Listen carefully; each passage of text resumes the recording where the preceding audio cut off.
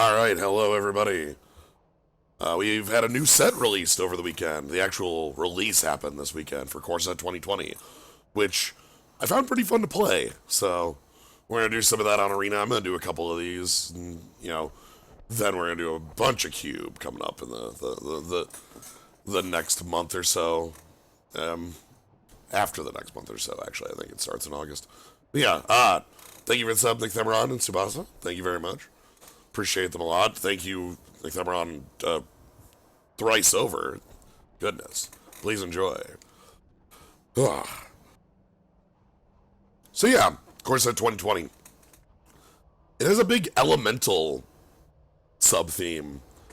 Like, more so than I expected. Almost to the point where, like, it's one of, like, I think the strongest draft strategies. But we'll see. Anyway, we don't yet have the best of one draft is still War of the Spark. So yeah. So we're doing best of three. So again, this is gonna be best of three, and we played a 2-match losses or 5-match wins. So let's jump on in. Yeah, we want to do that. It's fine. Alright. Ooh, that's a start and a half. Dread Presence. Whenever a swamp enters play, cast Mini Helix or draw a card to lose a life. Yarok's Fenlurker is also one of the... Like, I actually like this card a lot from, like, okay. Let me rephrase this. I'm actually unsure how much I like this card because it's the Yomi Layer 3 card now. It's like, okay, Ravenous Rats, alright. Obstinate Bailoff, aha, okay, well, Yarok's Fenlurker is the go around there. This is the strongest common in the universe. Just want you to know that. This is just... It's a 2-1 flyer, which we've played with, like, like, I've played a 2-1 flyer in the past. But this is a 2-1 flyer that says draw a card on it. Not quite Muldrifter, but close enough. Here is the other common I think is one of the strongest. Our friend Silverback Shaman, who... My goodness, this card. Did you know that Fire Elemental is in this set at common? Fire Elemental is in the set and is playable too. Yeah, Fire Elemental is this card with no text. So, well, you go into black. We can pick up Dread Presence, and Dread Presence is actually a best play on 5. So that you play it and immediately get the thing. The thing is that 2 damage is huge. That can kill, like... That's a hell of a hill giant. Because in limited, that's repeated removal. And I feel like that's super strong and worthwhile. Near mono black. Yeah, we'll see how that pans out. And if maybe we have more reasons to be in mono black. I feel like picking this up though is the interesting, and honestly, like, the big thing about it is the repeated removal. Whereas I think Cloudkin Seer is my number 2 pick in this pack, followed by Silverback Shaman. I like the Vulture, and I'd like to see some in our deck. It has a nice big art for me or whatever. Fenlurker is a strong enough card because it's a Ravenous Rats with a pump late game, so like it can trade up. Dawning Angel's pretty good. And then we got like some duels. Anyway, let's pick up Dread Presence, see how this leads. Alright, Ancestral Blade is a very, very powerful Grizzly Bear in a different color. The Blight Beetle. So one of the things about these cycles, this is a part of a like protection cycle. They're all pretty minuscule creatures with some exceptions. This one could be kind of a backbreaking passive against the right decks. Soul Salvage is fine. Venom Fleet Cutthroat for our Hill Giant Tribal. I can't believe Blight Beetle doesn't work on Nissa. Yeah, it doesn't do anything against Nissa. The creatures that are made off of Nissa are colorless because they're lands, and the 1/1 counters go on them before they become creatures, so it's kind of a big joke. I don't know. This is, I think, the most powerful card in the pack by a mile. That's like card draw. Also, like that's a really good card draw. Treasure Trove is pretty damn sweet. The question gets asked a lot. Hey, Jens, what does Flying Men mean for you to play it? The actual answer to that is usually one more line of text. You know, the Healer's Hawk is something I played a lot of. We'll see one of my other more enjoyable Flying Men in this set as well. I'm sure that'll come up. But I think let's pick that up. Aerial Assault's decent removal. Rabid Bite's good removal. Though Unsummon exists, which makes this a lot worse. Alright. I'm gonna go ahead and pick up the Sailor, see where this leads. Blue-black, Blood for Bone, Blood for Bone. Alright, we got Angel of Vitality, which is a healing liker, and wow. Would Flash alone be enough? Probably not. Wizards went back to core sets last year. This is core set 2020. There was core set 2019 the year previous. They decided, wait, no, this is like we actually need these sort of like very basic elements in order for formats to have a lot of these like basic element cards.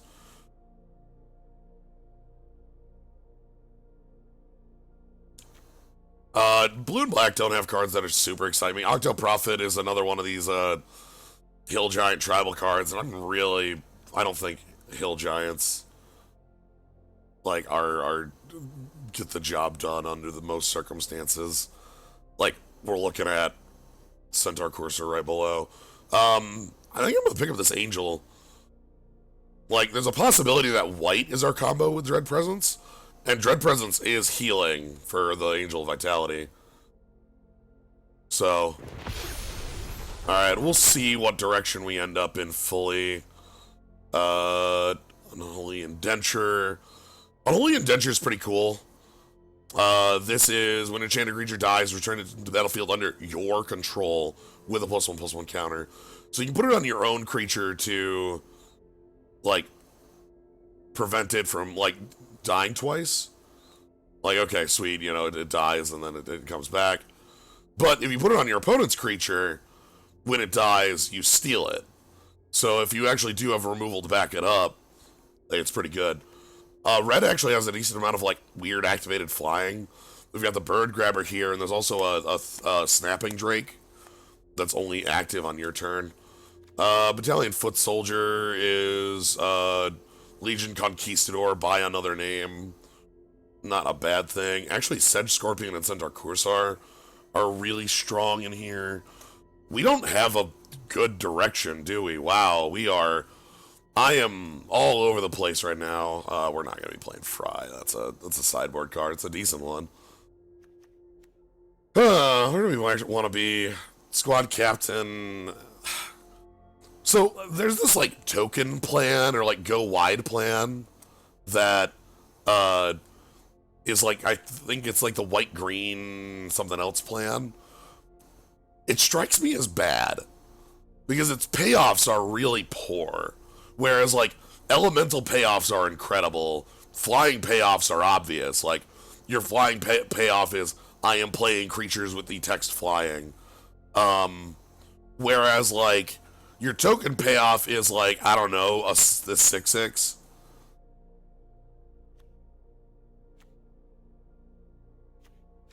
So, I'll pick up the Indenture. Maybe it works. Maybe we can find something cool to steal with it.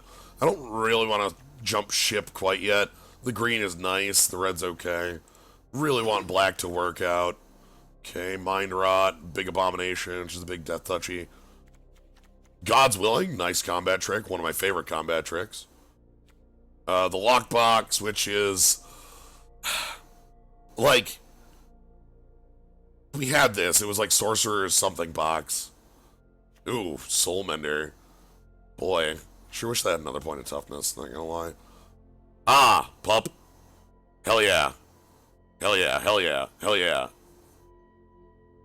Been playing a ton of God's Willing and Feather, really take that deck close to... Yeah, it's a good-ass card. So... Dictameron, even if I, like, wanted to, like, pick the Soulmender here for the Angel, I would pick the God's Willing instead. I think this is between Mind Rot, which is a playable card in Core Set Limited, and God's Willing, which is a playable card in Constructed. I guess how... Do I want to commit to white? White in this set isn't the strongest. It has some good removal. It has some decent flyers, but it's not like... Then it has Soulmender, which is a card I don't want to really be including. Maybe I'm fine picking up God's Willing. Let's do that. Mind Rot appears again. Dawning Angel, which is good flyers. And honestly, that could be fine. Evolving Wilds as well. Moment of Heroism, plus lifelink. Sanitarium Skeleton doesn't work, but it'll come back. I that was what I figured. It ain't gonna be a first pick for me. So, thinking on the Angel, I think that's fine. I think this card will do alright. Still kind of want that Mind Rot. Problem with this Angel is that it actually trades down, like, horribly. Like, there's a lot of creatures at 3 that this just trades into. And that's not great, but it is, like, a 3-power flyer. Epicure, I don't really have any, like, cards that are taking big advantage of that yet. Like, what? Nightmare? Nightmare. Let's go pick up the Angel. Okay, Fenlurker, Inquisitor, Empire. I'm gonna pick up the Fenlurker here. Like, again, I feel like I want black to be real, and Fenlurker's a pretty strong card. There's Bad Overrun. There's another one of them squad captains I don't like. There's... so, this is what I guess what overruns are these days. Instead of +3/+3, it's just +2/+2.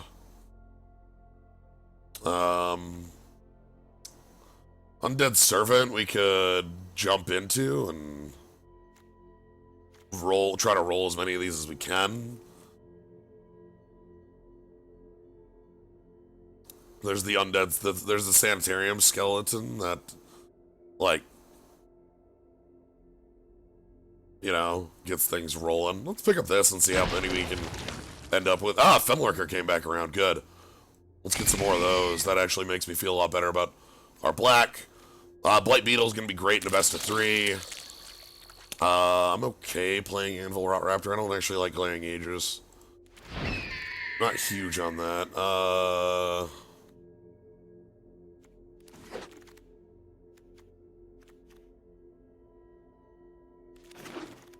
Sure.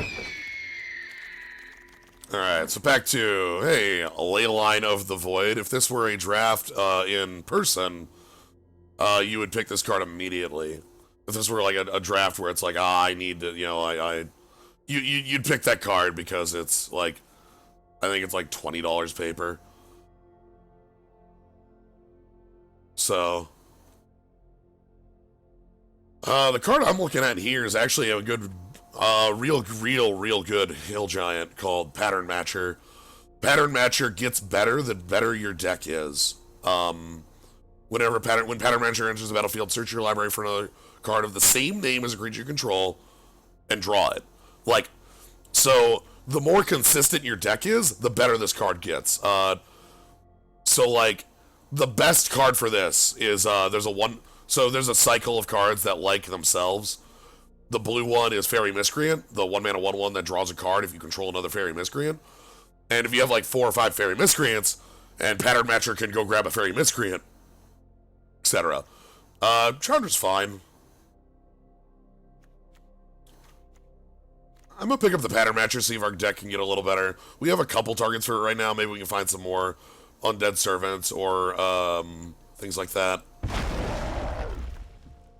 What do we got here? Whatever you gain. Holy shit. Poof. Okay. So, like, that's, there's this card called, Ajani's Pridemate. And this is Ajani's Pridemate with draws. Damn. There's also Gravedigger and Pacifism in this, and the duel for us. So, a lot of stuff. We don't have a lot of life gain at the Mo yet, but, like, we have Dread Presence as repeated Dawning Angel. We'll find some more. We're in black-white. So, let's get this Flying Pridemate. Hopefully we table... I want Gravedigger, Blade Brand, Epicure, Dawning Angel, Pacifism, Duel. So hopefully we table one of those. Exile target red or black creature planeswalker, Master Splicer, Bone Splinters. Okay. These are all good cards. Master Splicer gets us a 4/4. We don't have any other... What does table mean in this context? So, when you... This is the way it works in real life, but it also is emulated on Magic 2020, on Arena. When you're playing with 8 players, and you open your first pack, you're holding 15 cards in your hand, alright? And you pick one of those, and then there's 14 cards left. Those 14 cards are going to go around 7 other players, 13, 12, 11, 10, 9, 8, 7. After that 7, you'll get back the same cards that you opened, minus 7 cards that were picked. So in this context, tabling means when we get that pack back, when it rounds the table back to us, which is why it's called tabling, will there be useful cards for us, and what could we table that is useful? So like in this pack, if we could table the Moorland Inquisitor, that, or even the Devout Decree as a sideboard card, that'd be great. Master Splicer versus Bone Splinters, huh? Do we have enough bodies to throw away? Fenlurkers, maybe if we get a Skellum, it'd be fine. I like Splicer, that thing's huge.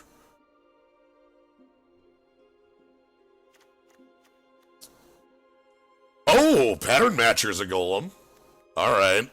Alright, alright. Bunny Liker detected. That's just enough.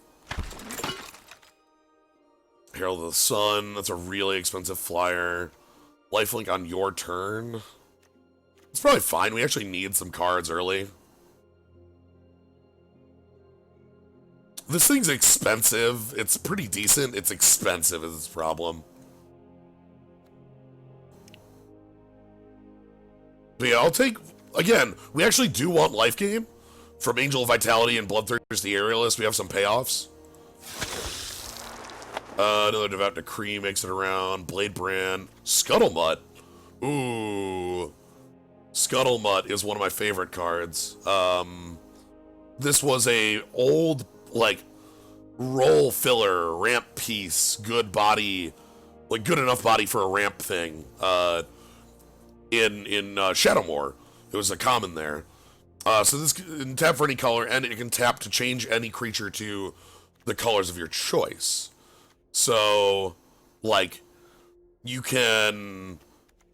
Like, in here, the Blight Beetle's the only real change-up we have. But say our opponent tries to use God's Willing, we can sidestep and, like, okay, well, what if it actually doesn't matter? You overwrite the colors. So... Yeah, Blade Brand would also be fine. We got a big golem here, I suppose.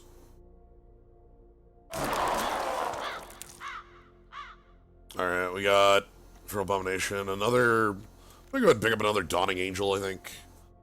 Let's get flying, get big. I don't really want too much at the top there, but... this looks like a good place to finally pick up our Skellum. Yeah. Alright.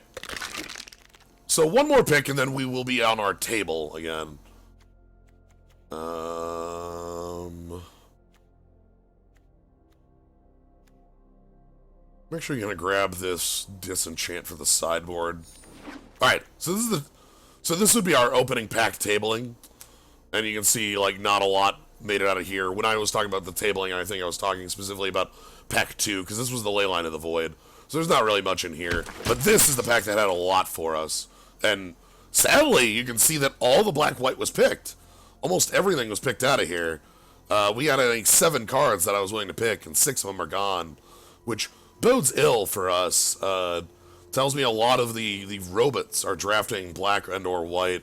Like, the growth cycle is a really high green pick, and it wasn't picked up. We get Blade Brand out of here, though, so that's fine. One Inquisitor made it back around. So that was what I mentioned. Get us something known down there. We'll pick up Stone Golem. Alright. So pack 3, what do you got for us? Oh boy.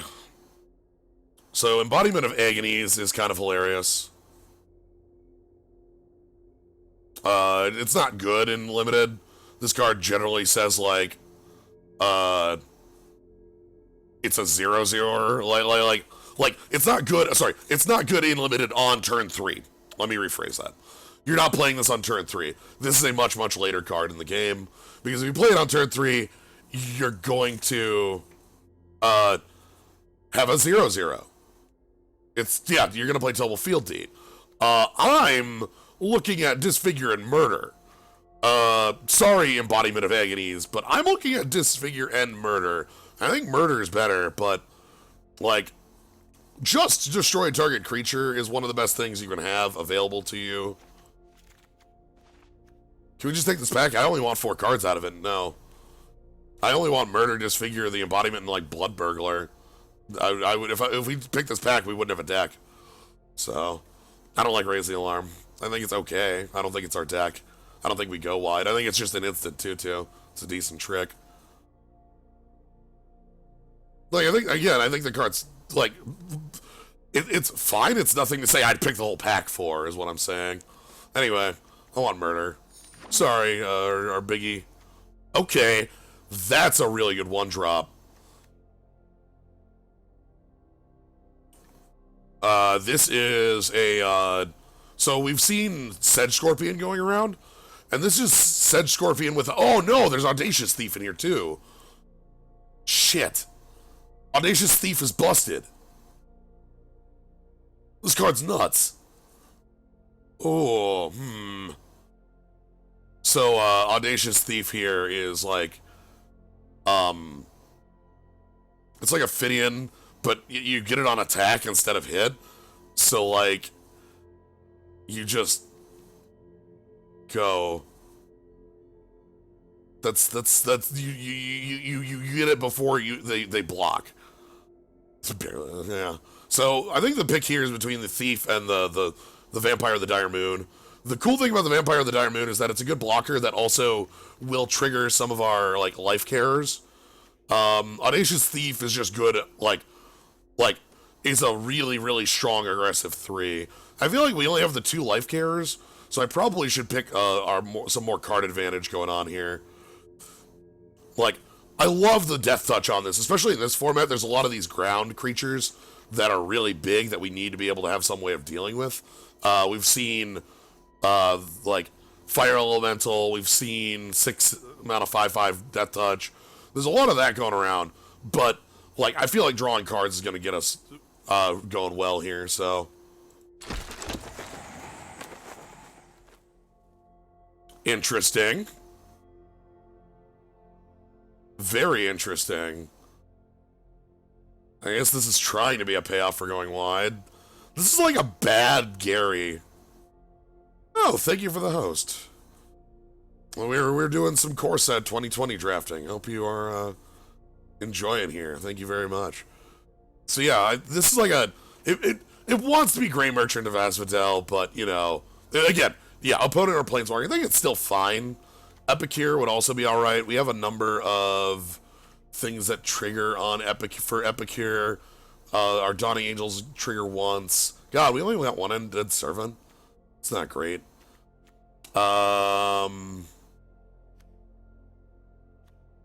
Blood Burglar. And we don't have a lot of life gain. We're gonna pick up Scourger, see how that works out.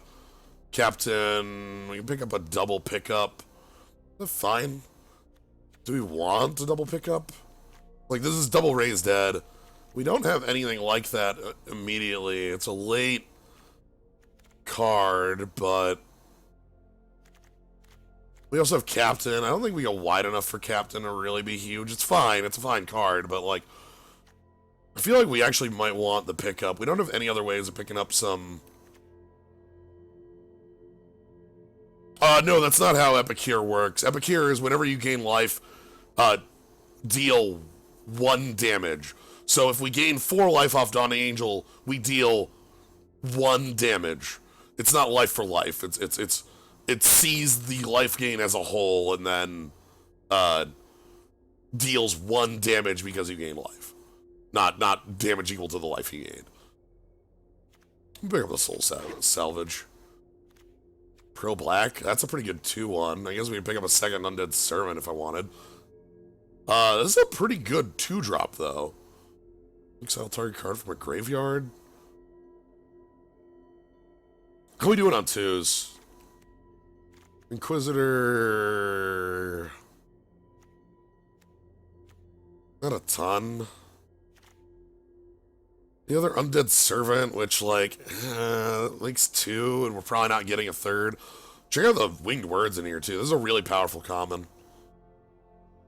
And again, the Silverback Shaman. Like, some really powerful stuff. So Winged Words is a 2-cost divination if you control a flying creature. Yeah, I might go ahead and pick up this Purifier. Fine. Alright, whatever. Guess I'm owned on that one.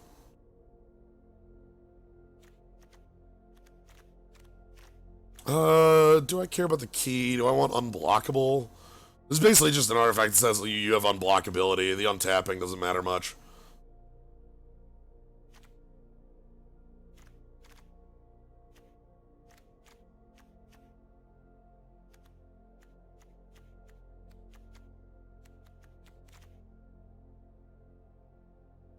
Let's get the servants in. Okay.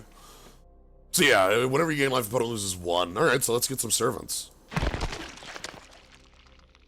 Sweet. I actually wanted... Hey, there's Fairy Miscreant, finally. How you doing? Happy to have a Mind Rot. We get a Blood Burglar back around? That's nice. Hey, Fairy Miscreant, how you doing?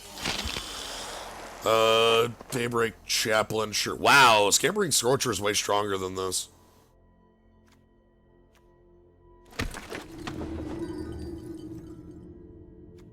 Pick up another Blade Brand. Heal of the Glade's actually a pretty cool card. Like, I've actually been playing it in Constructed, which is, like, not what I expect for a 1-2. Sure, hey, key. Alright. Let's get a deck built.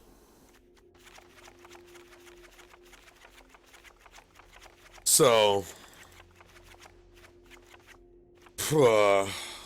God's Willing, Angel, Splicer, Angels, Inquisitor. And then down here we've got, like, Fenlurker, Audacious Thief, Aerialist, Murder, Undead Servants, Dread Presence, Scourger, Scuttlebutt. Okay.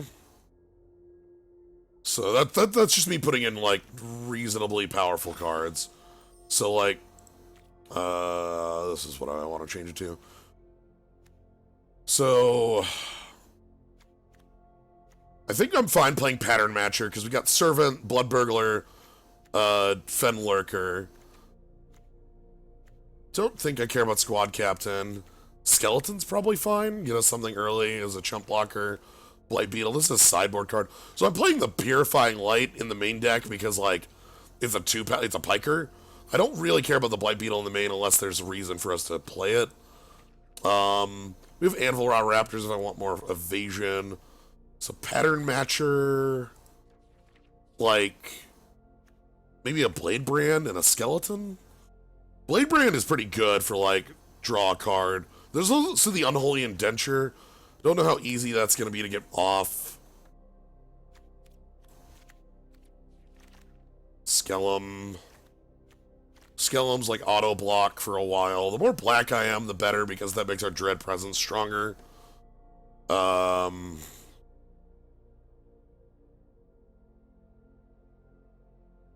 I don't really want to be playing the Golem. Like, this is not a good 5-drop. Like, for cost, that's actually a very bad body. Like basically every color has a better thing to be doing on 5. And, like, yeah, I guess if I control Master Splicer, it's a 5/5. But, like, I don't know. I don't want to be playing a really kind of junk body just because of a Master Splicer. Because, like, the Master Splicer makes a 4/4 for 4 mana already. You know, do I want the Soul Salvage in here?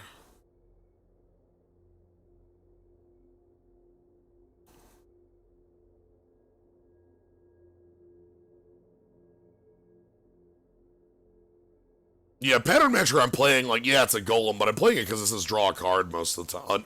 A good chunk of the time, not most of the time. Kind of want that Soul Salvage in here. I wonder if that's, like, fittable. Do I want to take out Moreland Inquisitor? This is actually pretty good with the Blade Brand. Maybe I just sideboard the Apostle? It's fine to just sideboard the Apostle.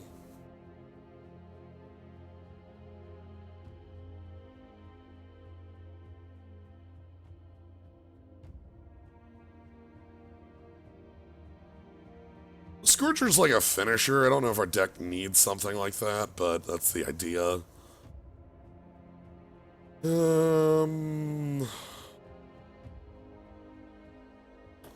Is there any anti-combos in this deck with that? No.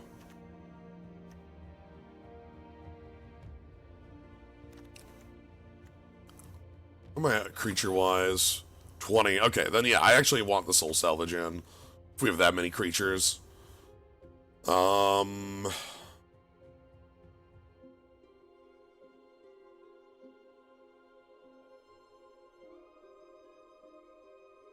don't like how unreliable Unholy Indenture is the problem.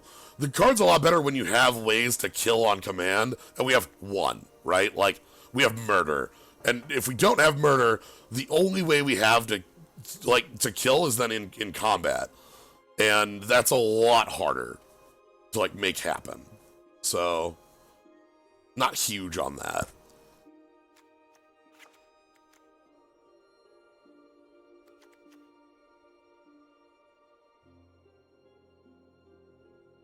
Okay, so 2 cards. So we have Murder and maybe Dread Presence. Like, that doesn't really, again, like, that doesn't make me feel any better about the idea of the inclusion. Like, we have so little ways to trigger it outside of combat.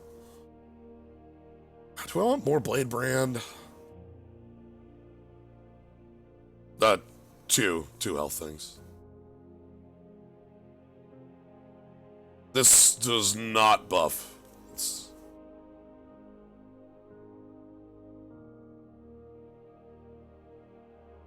The 1/1 counter comes after the revival.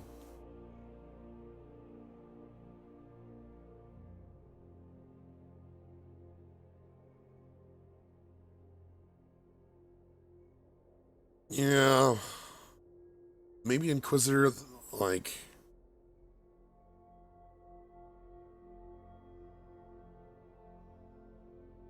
Yeah, the art's real as hell. We're gonna try it with this. We'll mess around with it if needs be. Yeah, that's a good card to pick. I am aware that, like, reading... I don't read cards, so I don't hold it against anyone else for not reading cards. Oh boy, did my client crash? No, okay. Papa Froll.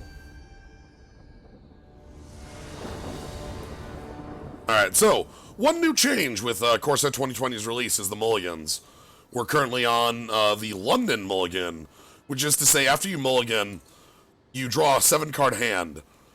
If you choose to keep, you put cards equal to the number of times you mulliganed on the bottom of your deck. Your choice. You're like, so if you mulligan once, you mulligan, you draw 7, you say I'll keep, then you put 1 card from your hand on the bottom of your deck. If you mulligan twice, you put 2 cards from your hand on the bottom of the deck. Yikes. Fine with the curve, I'm not fine with how, like, many lands this is. Our deck doesn't have a ton of... Oh, I didn't think about that. Oh, boy. Does our deck not have any good mana outlets or mana sinks? I don't think it does. Huh. That's generally a mistake, I think. I'm gonna try this. This is, like... The only reason I like this is that it's got, like... Ooh, okay. Bladebrand with the Inquisitor is actually quite good.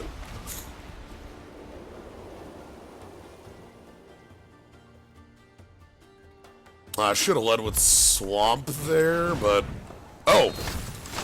Alright.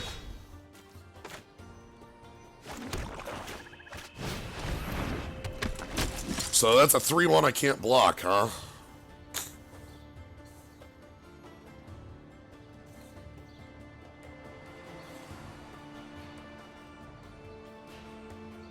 Oh, we're playing 2 of those in the main deck, Abyss Hunter. I just forgot about those. Like, we're very clearly playing those. Yikes, okay. +1/+1 for each elemental you control, so you can pump past my... God, this sucks. I'm taking a lot of damage next turn, huh? Alright, we're gonna play the Scuttlemutt so we can try and Bladebrand this down next turn.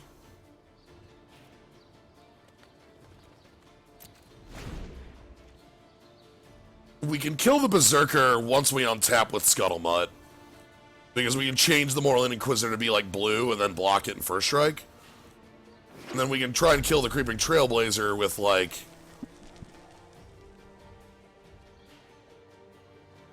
I'm really confused as to Protection being back. Like, they were very adamant that the mechanic was like, wow, this feels awful when you run into it and don't have any answers. And then they brought it back, and that didn't really make a ton of sense. Alright, so we want to hold Swamps. I think I'm okay holding things back for the moment. Try to use the Bladebrand to catch something off guard, maybe. They chose not to come in with the Berserker. That's great. Yeah. Let's just wait it out. They've got something. They've got like a burn spell. They've got like a burn... Chandra's Outrage, maybe?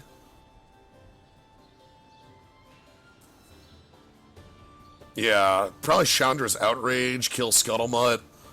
Yeah, I'm aware we have 5 mana. I'm, like, the reason I'm not playing the Angel is because I want, like, 2+3. 3 for activation, 2 for Bladebrand. I think it's Chandra's Outrage they're holding. They'll probably hit Scuttlemutt with it at end of turn. That is, in fact, what I would do. If I were holding Chandra's Outrage. Okay, I thought otherwise on it. What are they holding? Or nothing. I feel like they're holding something because, like, clearly they could just have the pump for Trailblazer. But, like, yikes. Lava Curtain Brawler is real good, too.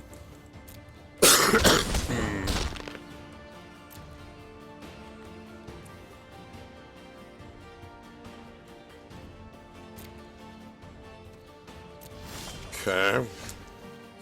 Dreadful. Lots of, Okay, we really need to draw into, like, our rare. I'm holding the Swamps for that reason. Yeah, we have a cat.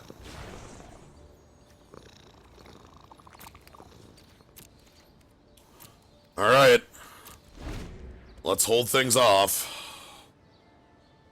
So I feel like that Brawler comes in, probably gets us for, like... I think I'll play the 1/1s.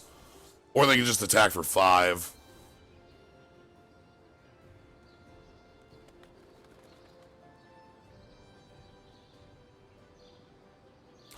Really hope they don't have, like... If they can break through here, we're in a horrible position, right? Like...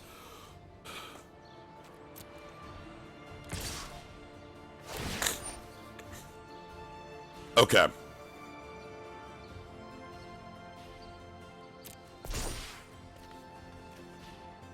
Hey, look at that trying to tap wrong. How you doing?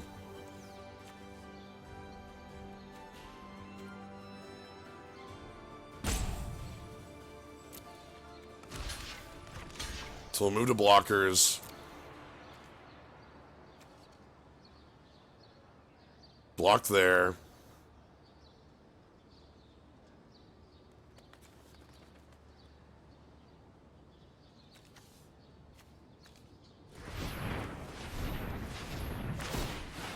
Hand off first strike.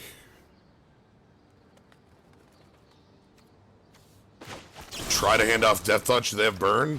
Again, if they're holding like Chandra's Outrage and can like kill that. God, that's a lot of swamps. Okay. We're good. We're holding well. We've got Scuttlemutt still active.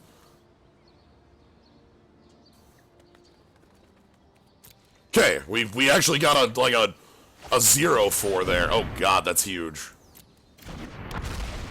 See, when I talked about these like huge creatures, these are, please stop.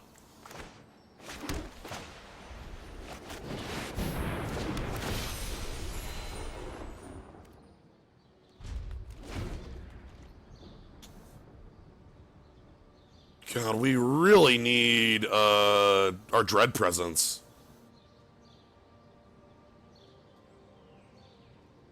I can double block the Predator, kill it. I can kill the Berserker if I want, though I left I dropped off the first strike to play out my Angel there. Okay, they've got just as many lands as I do. Okay, that's a good flyer. We have a blocker for it, though. It even trades because they're elemental liker. It's not great.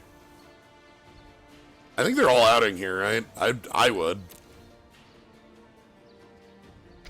Yep, that's an easy all out. Not good. This has pump for 4 to become 4/4. I have to double block Ripscale Predator to kill it.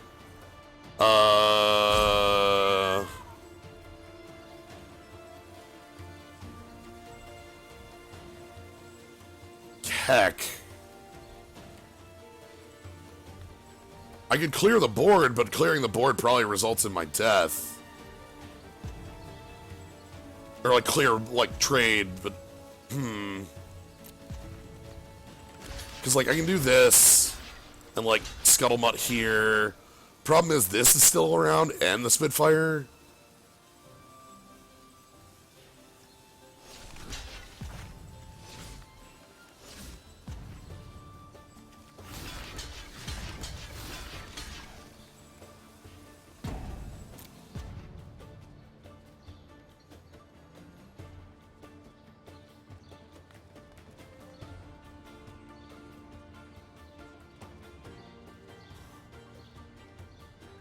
So, like, we're going empty boarded. They're going to be...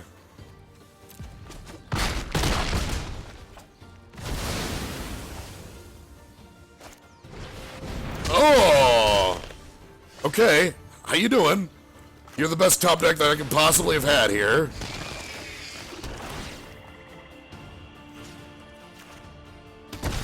Okay.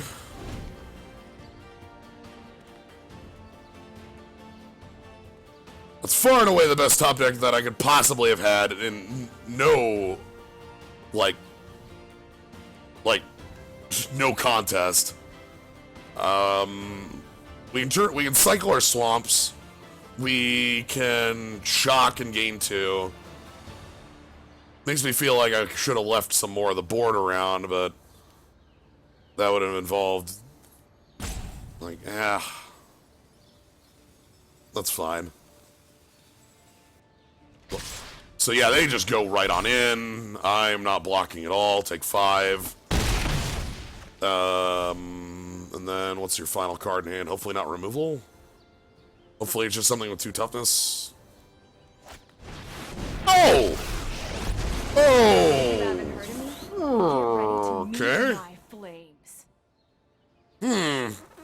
really needed that to be a lot worse of a card. Glad I can help with your not being on fire problem. Yeah, alright, let's, this is just... Let's move along. That's very clearly not our game to win. I was hoping, like, worst case, like, okay, removal spell, but... Yikes. Alright, how can I improve this here? The Mind Rot might be real. As we try to, like, just stop our opponent from getting to 6 and dealing with things. The Pro-Green Beetle could be real. They showed a lot of, like...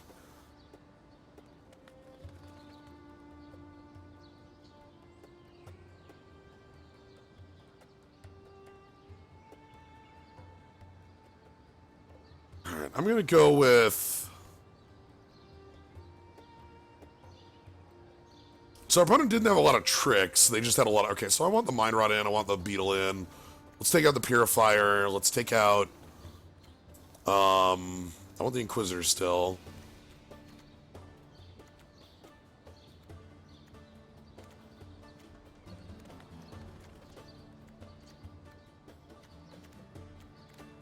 Maybe you don't want the Mind Rot, but I kind of do. Like, it feels really important here to be able to, like, knock our opponent off of cards.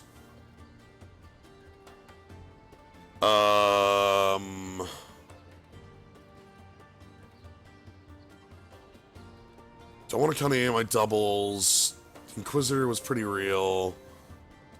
We'll worry about the mana base in a moment. I got about 30 seconds, but... Alright, let's... Help? There we go.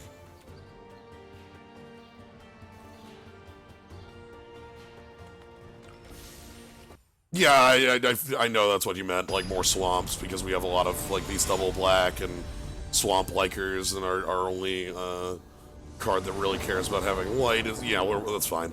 So let's play first. Ah, that's punishment on that pretty heavily. Let's go ahead and mulligan that. Okay, deck. Whatever you want.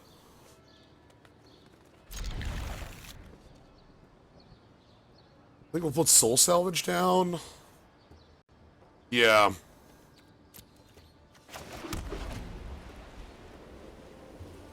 So I can pattern match on the Burglar. Problem is I probably can't be aggressive with that Burglar because it's coming down on 4. That means it's coming down into... Okay, that changes that. Because the Burglar coming down on 4 means it can't attack because it's attacking into a 2/4 elemental. But this should be fine.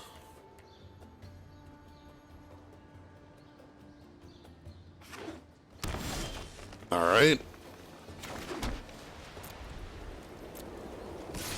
What's attacking? Get down Scuttlemutt. We can pattern match the Burglar and leave up God's Willing next turn. Spitfire? Smuggler. Okay. So let's go ahead and pattern match.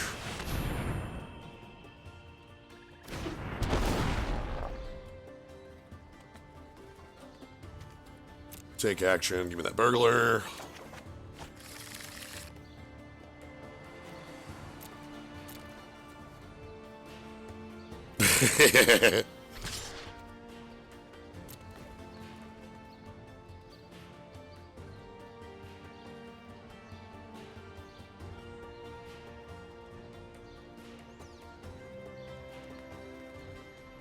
They're looking at that Scuttlemutt like, what tricks do you have?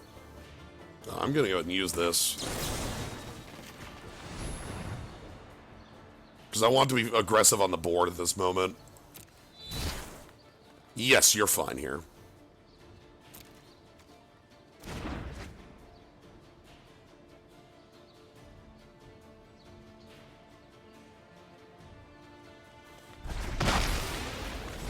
Okay. Now that they have the Brawler, yep. That makes all my plays worthless at the moment. Let's rip a card out.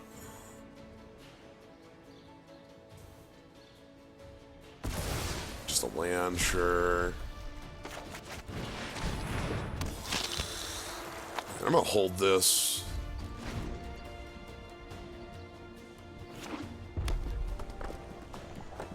I feel like I lose next turn. Lavakin Brawler seems like a beating of a 4-drop. Okay, they're playing too many things for me to immediately lose next turn. Lavakin Brawler feels like a beating of a 4-drop in this format. Yeah, it's like Elemental Plan, I think, is just flat the best limited plan. Like, I don't think there's much contest in that. Okay, let's get you down. Like, the red, green, and the red, blue elemental plans are very powerful because they not only have a lot of good removal, a lot of good evasion, and really efficient creatures, but they have a lot of very good ramp as well to get there. And, like, if you're in the blue side, some pretty decent card advantage.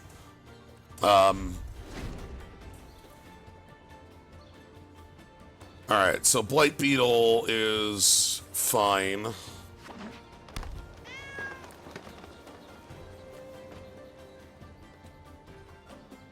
It's not invincible, because Scuttlebutt can only change creature colors.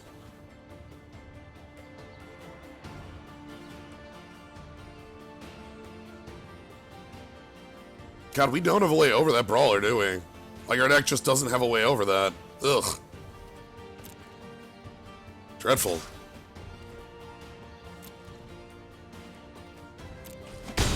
Starting to get the feeling that our deck is not very powerful.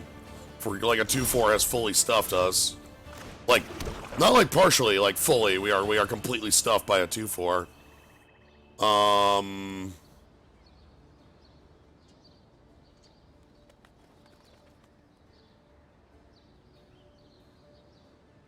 Because like our deck can't get over that. Can attack with Pattern Matcher and Yarok, but then one of those two trades with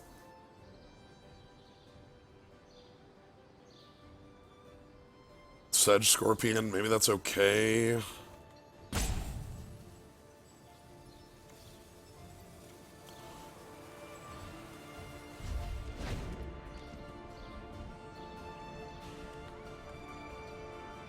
Okay. I played that extra swamp because I want double pump with Yarok.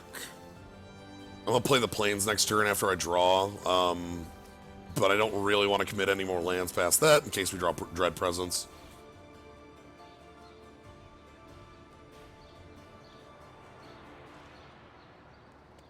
Alright, so a lot of cards in hand. My biggest worry is that they just slam Chandra Chasm and I lose, right? I think that's like Chasm for 3. Kills everything but the Brawler. Okay. It continues to be a lot more flying. Muda. What a useless body. Again, that can't attack into a 2/4. How am I so dead to a 2/4?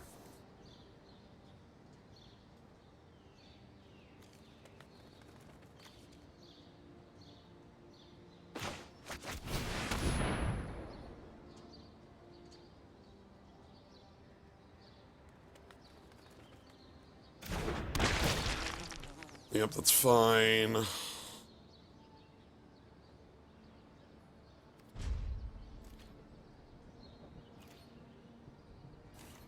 Like, they can't attack on the ground, but that doesn't matter.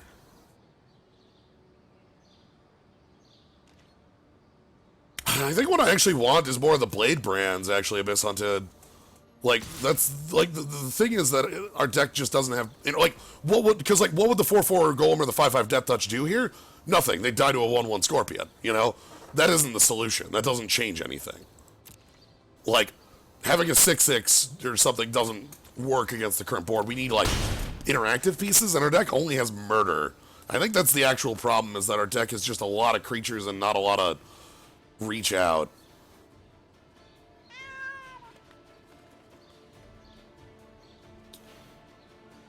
I do have a card in my sideboard that's damaging to the creatures you have on board, and I didn't think that was going to be as strong in here as it might turn out to be. Because, like, right now, we're just board stall city, Like, and so maybe 8 damage to the player is what we need to do an Alpha Strike, right? Like, I play that, my opponent takes 8, and then I just go, the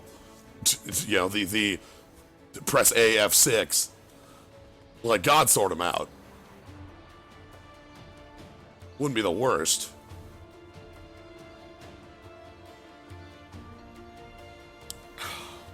Opponent's got way too many cards in hand for my liking.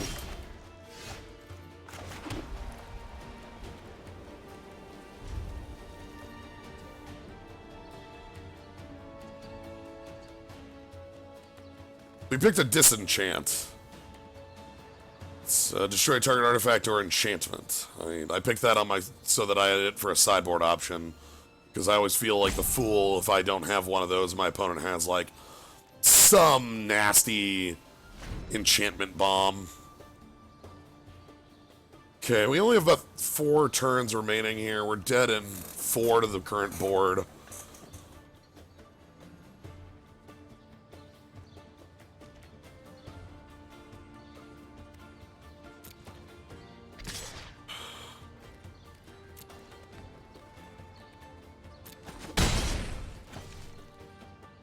What do you have? Why do you have 4 cards in hand?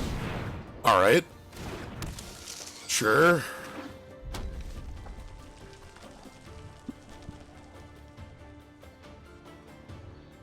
I think I need more, the Blade brand. That's actually what I'm gonna make the change of after this. Because I'm realizing that the active Death Touch is 100%. Yeah, and that, again, just not changing anything. Just more board stall cards. So yeah, more active Death Touch should help out. Maybe cut some of these just generic creatures that aren't doing anything. So I feel like we've got improvements we can make, we're learning.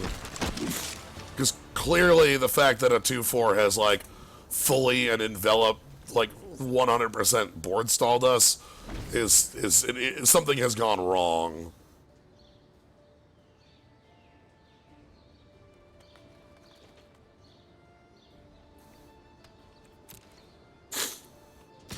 Yep. They really should be attacking with the Spitfire, too. It ups their clock. There's no reason this should be held back at this point, in my mind. Like, I guess, what, are they afraid I've inspired Charge? Something of that nature?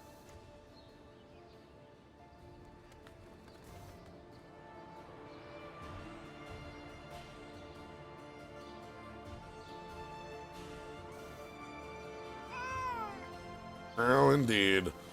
But yeah, I really like the Elementals a lot in this format. I feel like it's the draft plan you want to be on.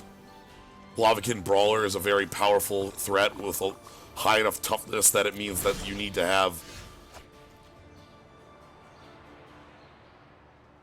God, that's our deck in a nutshell right there. Don't give up, Skeleton. The 2/3 doesn't blunt our offense as much as the 2/4, because, like, we can at least be attacking with Pattern Matcher, Undead Servant, Yargis Fenlurker. Half our board could be attacking. It's an issue of just the quality of our creatures not being up to snuff. So yeah, I think we put in more Blade brands, maybe the Mind Rot proper. Get something like that in there.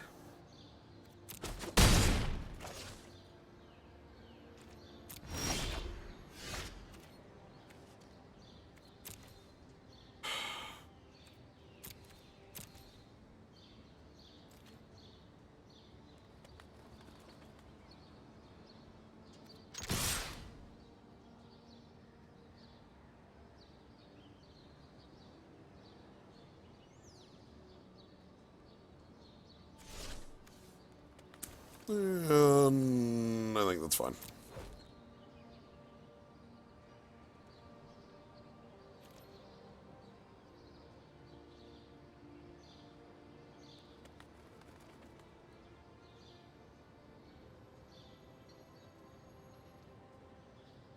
This is more looking for our opponent to make some missteps and take a little bit of extra damage that they don't need to. But there's some pretty easy blocks here. Like maybe, like Like, you get rid of our life gainers, you probably death touch down the 3-3, and then throw Spitfire under, like, one of the 2 damage things, like the Scuttlemutt, or that.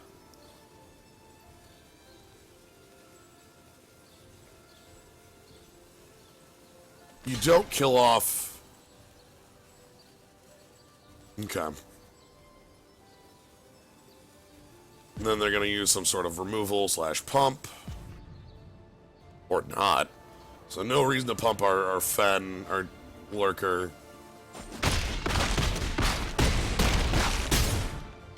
Crunch, crunch, crunch, crunch, crunch, crunch.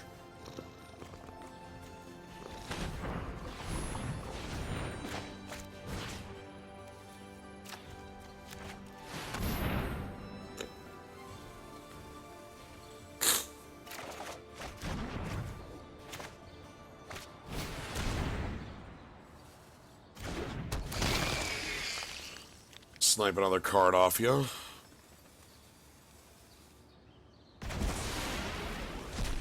Let's see what that was. Another land, okay.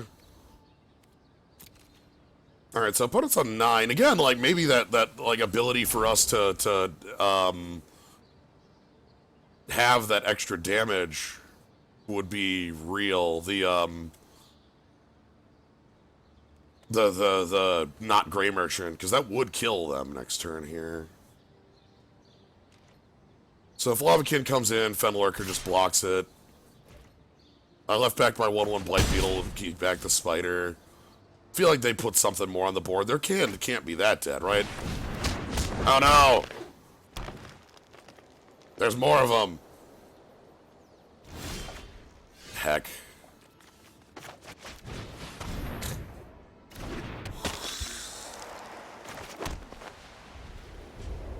Alright. I think I'm dead this turn. Like, if they have any burn, Spitfire attacks for 7, like... If they don't kill me this turn, I have to all out and start making offense now. Like, I have to just all out on my following turn, because they have me dead in the air. So, no matter what happens here, we have to all out. That's so nothing.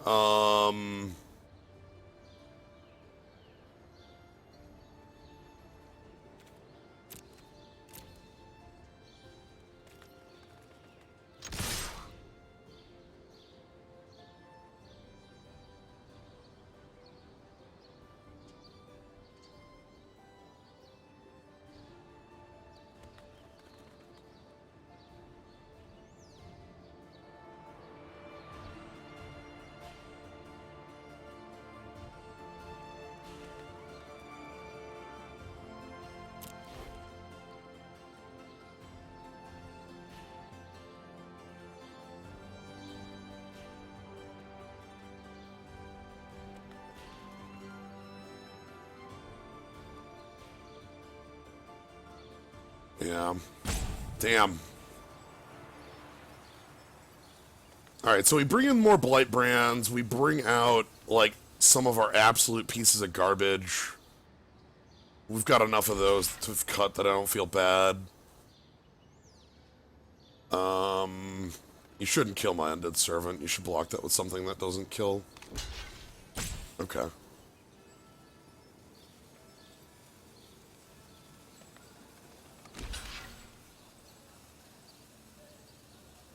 You also shouldn't take lethal damage here, bud. What are you doing?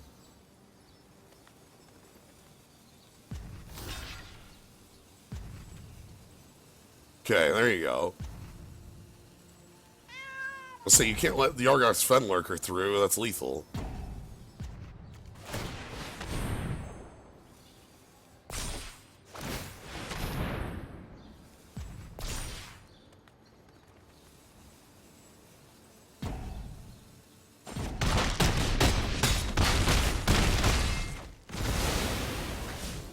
Yeah. Then we die to the crackback. Damn. Okay, so our actual, like, just rushing in like that did get us a good amount of damage going. Okay. But, like, not enough to finish it. Alright. So we take Hyper Lethal. Alright, so let's take out... I don't like the Sanitarium Skeleton in our deck. I don't think that does anything. We don't have any interactions that keep it rolling. So let's go ahead and take out that, and let's also take out... put in Blade Brand, and I think I also want...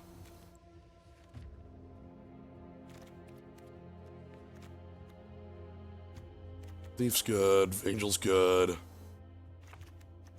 Even putting in the second Blade Brand, I'm gonna cut out the Inquisitor.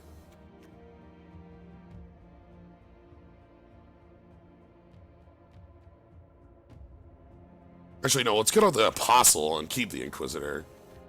That'll be fine.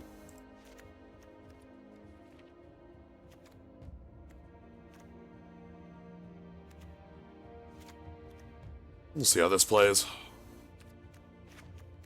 Alright, so let's see if this helps. I think we've made some improvements. I know we're still working with a bit of a gnarly deck, but hopefully a little bit more interaction, a little bit more reach will make it so our pile of just 2/2s can get moving. I don't really like the lockbox, no.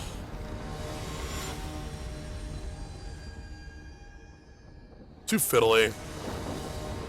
Problem is you need like 4 or 5 servants to be decent. I'm aware. We just also don't have like better options. Oh, I'll keep this. This seems fine. I like having multiple Fenlurkers. I like having the Angel Blood Burglar into Angel. And our opponent's on a mulligan. Alright.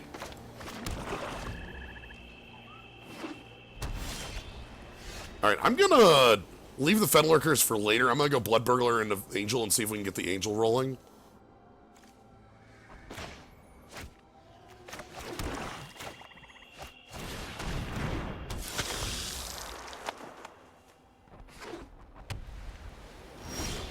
Alright.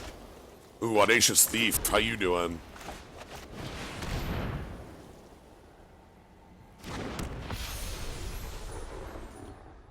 I love Audacious Thief. Alright, so gain our 3. Next turn, we'll gain our 3 again, and we'll get Angel Vitality up to 4/4. Oh boy. Alright, I want to see what's up. Go, tell me about your hand.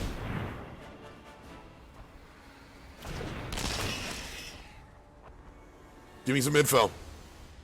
Intel. Alright, that was a, charge, right? Yeah, inspired charge. Hey, what up? Oh, it's on!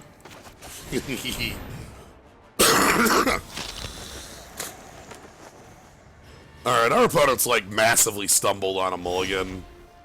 Let's see more of their hand, please. I want to know more about our opponent. They might concede to this card here. I would. I would concede to not show off another card.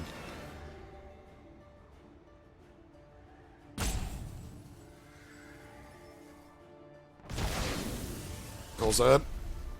Dawning Angel. Alright.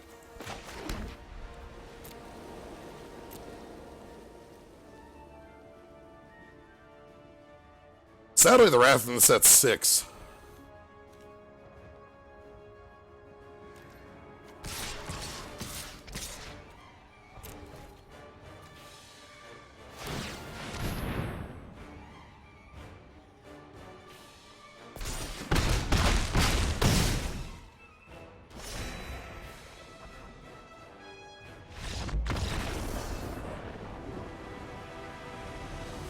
Alright.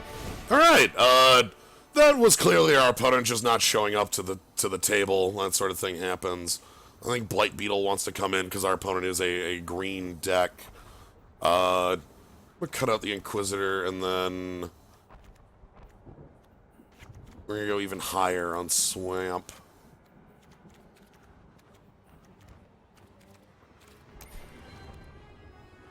Might want Mind Rot here, too.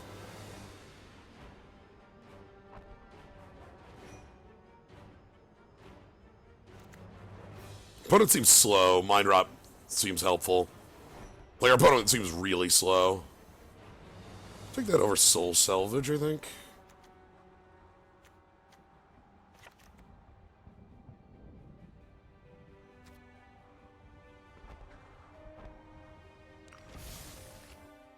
Okay.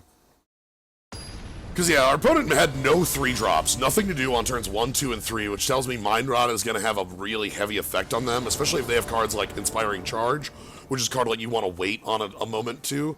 So, like, it's a card they might still be pocketing later.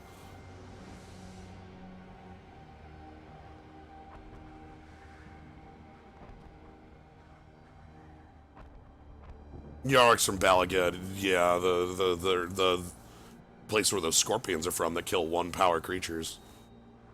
Or the Beast Breakers are from, who, break beasts. How we looking? Sure, I'm in. Our white's only for 4 cards, so not having it here is okay. Can't attack or block alone, that's fine. Hey, Blight Beetle, how you doing? Good to have you here. Hopefully you come down and get things rolling. Do you have a 2-drop? Looks like you do. No, alright. Yarok and Yargle, yes. Alright, so Pro Green, you can't have +1/+1 counters. I can attack, so Loyal Pegasus can't attack or block alone. That's its text. Angel of Vitality, that's pretty good. Hey, Dread Presence, how you doing? I'm gonna get the Thief down. And we can't attack here. Audacious Thief, however, can attack very well.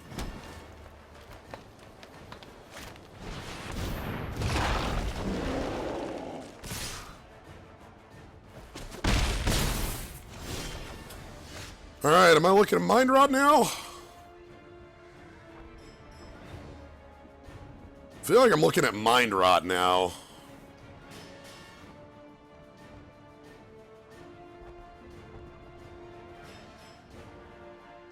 Or just Bloodthirsty Aerialist. Bloodthirsty Aerialist gets me blockers. And is a pretty damn good threat. This thing tramples, so it'll start running over us. I want that Undead Servant to kind of block and trade with it. Let's get bored first. Because right now we can't survive long. So we need to, like, get the board going before we try to Mind Rot our opponent. Are they coming in? Swamp off the top would be great, because Dread Presence could just snap, get rid of that Angel of Vitality. Oh, God. Alright, I think I'm going to do it this way. If they have Audacious or Inspired Charge, their Loyal Pegasus still dies. I don't like this at all. Maybe I just let that through, but that's 7 damage. I'm taking 7, go to... Yeah, let's let that through. If they have charge, they bring me a 3.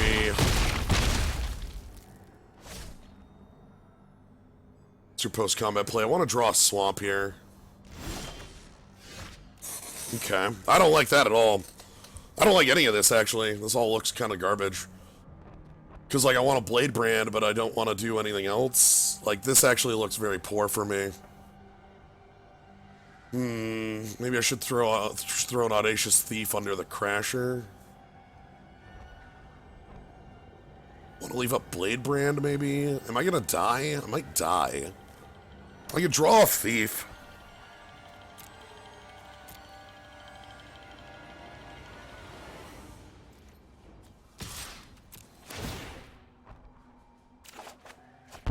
Oh, worthless. Okay, I took a damage for no reason, huh? Cool.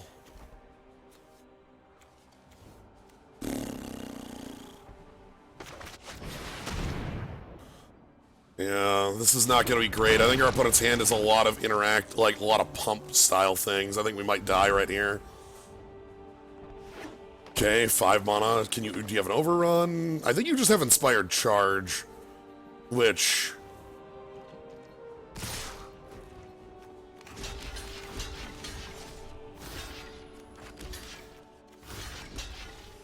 Let's block like you have Inspired Charge. We'll take 6, 7, and then die to a flyer, unless I draw a swamp.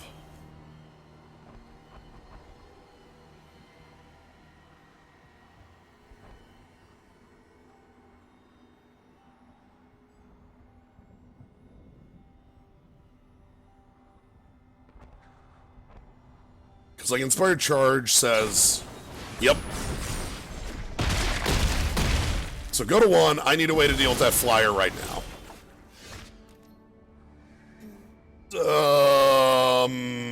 I'm at 1. Yes, I am still at 1. Blade Brand into a white source.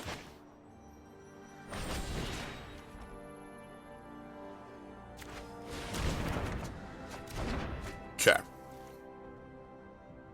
That is death. Okay. Thief attack first. You know I die to that, right? I'm at 1. This deals 1 damage to me. You lose 1 life. That kills me.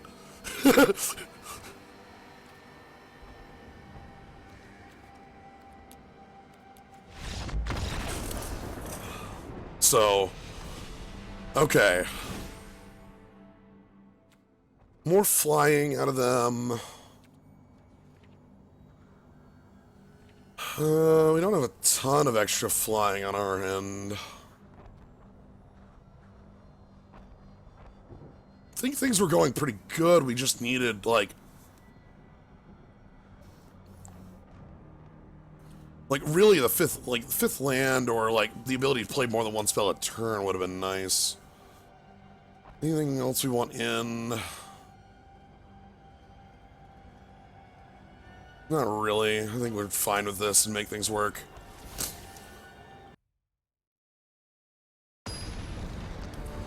No, I don't think we need them to get mana screwed to win. I feel like we actually were doing okay in that.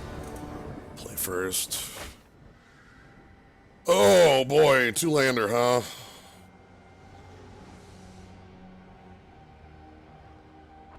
That's asking to lose. Sure.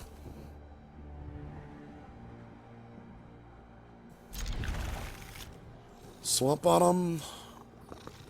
Yeah.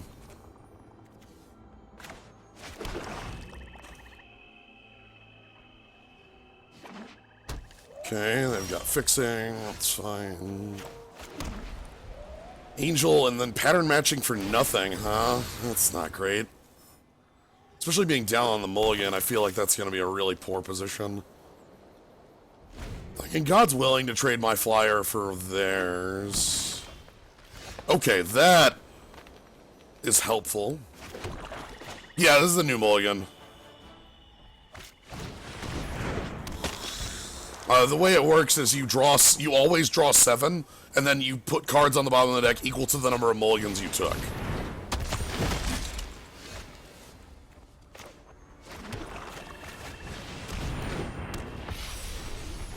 So, like, if you mulligan twice, you put 2 cards down. If you mulligan 3 times, you put 3 cards down. If you mulligan once, you put 1 card down. But you always draw 7. Okay, yeah, you're gonna be killing me, huh?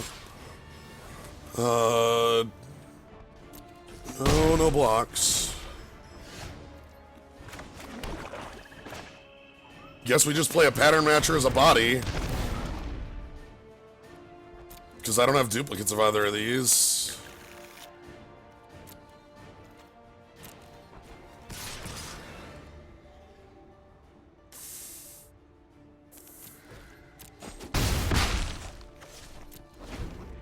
Makes a 1/1, right? Yeah, it just makes a 1/1 for 5, okay.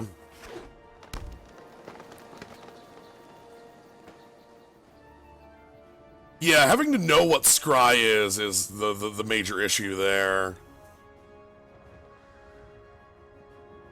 Are you gonna cast like a kill? What's the play here? Sure, more angels. And then I'm taking infinite damage. Oh, just 4 damage. Really? You're not coming in with that 4/4? That's A plus would. I'm all in that if you just don't want to come in with that. Okay, hold the swamp. Okay, some garbage creature on the ground. I guess we just get to muck it up a little more. Fine by me.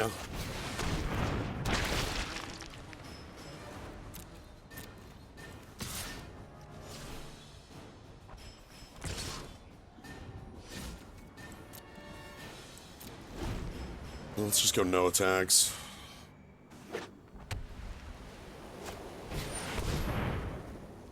Oh, okay. Yep, sure. Okay.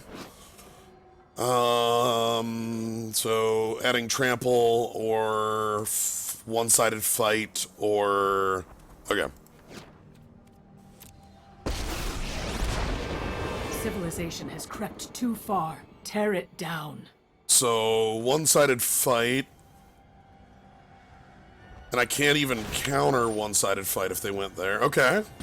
We're just plussing. We're fit enough to survive.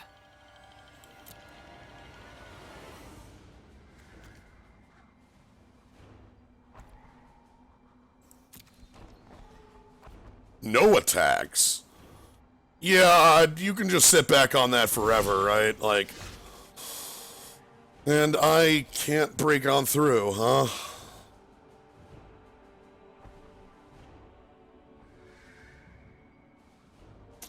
Yeah, I don't really have a way to break on through. So that's just going to be +2/+2 every turn. We don't have our beetle. God's Willing breaks through, but it breaks through for 2 damage. Like, what does that do? And then we get fought down. Like, that doesn't do anything. Like, when I say break through, I mean, like, we can't actually get through for more than, like...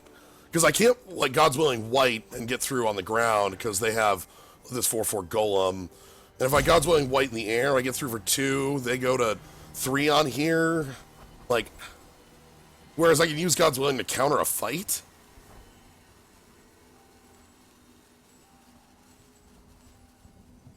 Maybe that's fine.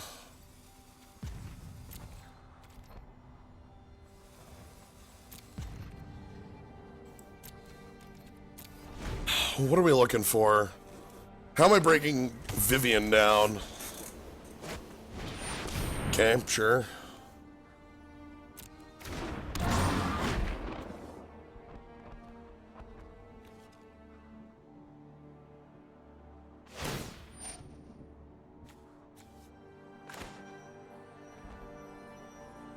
So like that's targeting your flyer, so this gets...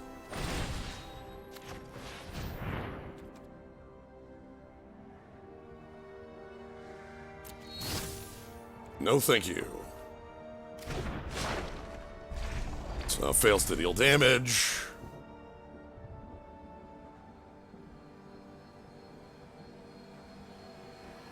So now I can attack Vivian down in the air. Okay.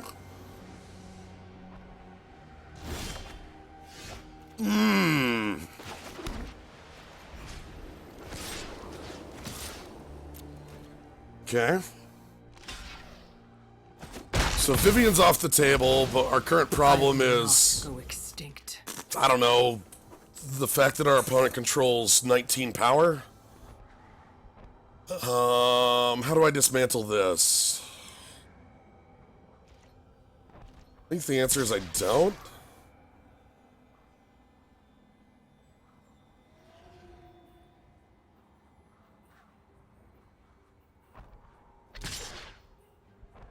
Yeah, I don't know how I dismantle this.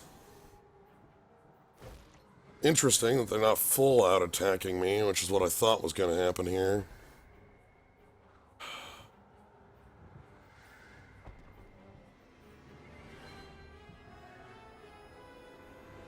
If I kill the Undead Servant, perhaps I have an Undead Servant draw that's real.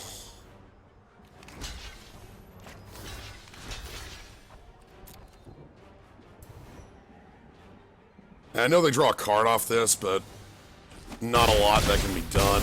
There are going to be 4 cards in hand, a lot of mana. And they have a Mount Outlet as well.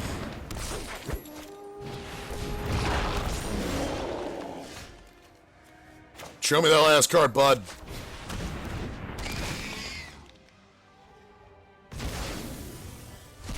Gotcha. Okay, that's my turn. Alright, well this deck definitely fell to pieces. That's alright, I think we've gotten a lot of, like, ooh boy. Oh boy, that's, yep, yep. Okay. Kill that. Jump that. Block here, still die.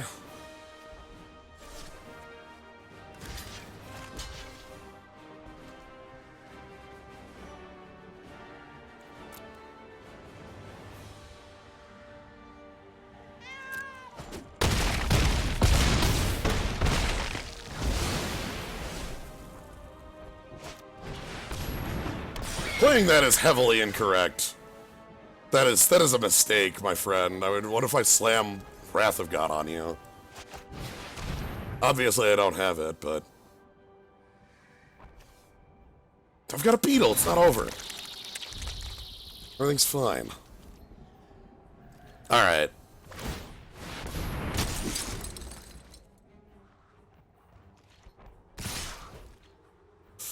Well, good news. Got an answer for that. Bad news. Seem to be dead. All right, that's fine. We'll see how the next one goes.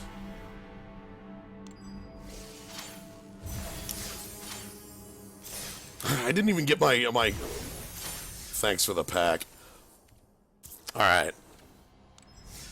But yeah.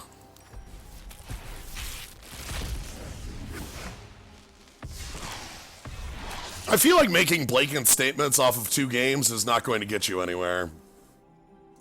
That's the most likely scenario. All right. That went quick enough that I actually do have time for a second one here. My line was 3, and I've got time for this. Even if it goes long, we can still roll in. So let's keep going. I can't read. Legion's End is sort of smother. Threshing Brontodon is pretty damn cool. We got Shock and Disfigure hanging out. Pretty good cards. So yeah, Legion's End is like it's a exile 2 or less, and then everything from their hand and grave and play of the same name, not deck. Disfigure's real, Threshing Brontodon's real, Shock is real. Those are, I think, my 3 cards I'm looking at here. Everything else is kind of secondary or tertiary to that. You know, like, I actually like Portal of Sanctuary. It's kind of nifty when you got a lot of good coming to plays. It's erratic Portal, sort of. Doesn't work exactly the way you want it to, but Threshing Brontodon's big. That's one of its things it's got going, is it's goddamn huge. Like, 3/4 is a big body, it's a big blocker, it's a big attacker. Shock's also, you know, nice game, let's get that rolling sort of thing. I'm gonna go with our big, it's either between, for me it's between Shock and our big buddy here. And I think I want to roll in with this thing here. This is a nice body. I like the green-red elementals plan. So in abstract, I like this figure over Shock, but I like red in this format more because I think elementals are a stronger game plan. From the pre-release and the pre-release and the release event, it seemed like the red was a little stronger of a color. But let's go with the Brontodon regardless. Alright, we got Leafkin Druid, hell yes. Whenever a creature you control dies, gain a life, draw a card. Hell yes. Bone Splinters. Tomebound Lich. This card's kind of ridiculous. Just like, as a creature, like Death Touch Lifelink on a blue-black creature seems kind of like you're cheating. I don't know. Like Leafkin Druid a lot. That gets you going big, going fast. The elemental on it matters. Spider's good. Bone Splinters is real. Mold Divine Reclamation's pretty cool. Kind of want to stick around in the green plants, see where that leads. And that means Leafkin Druid's pretty high up on here. Infuriate's pretty cool trick. Tomebound is horseshit. This is the Flash Liker Growth Cycle. That's a hell of a combat trick.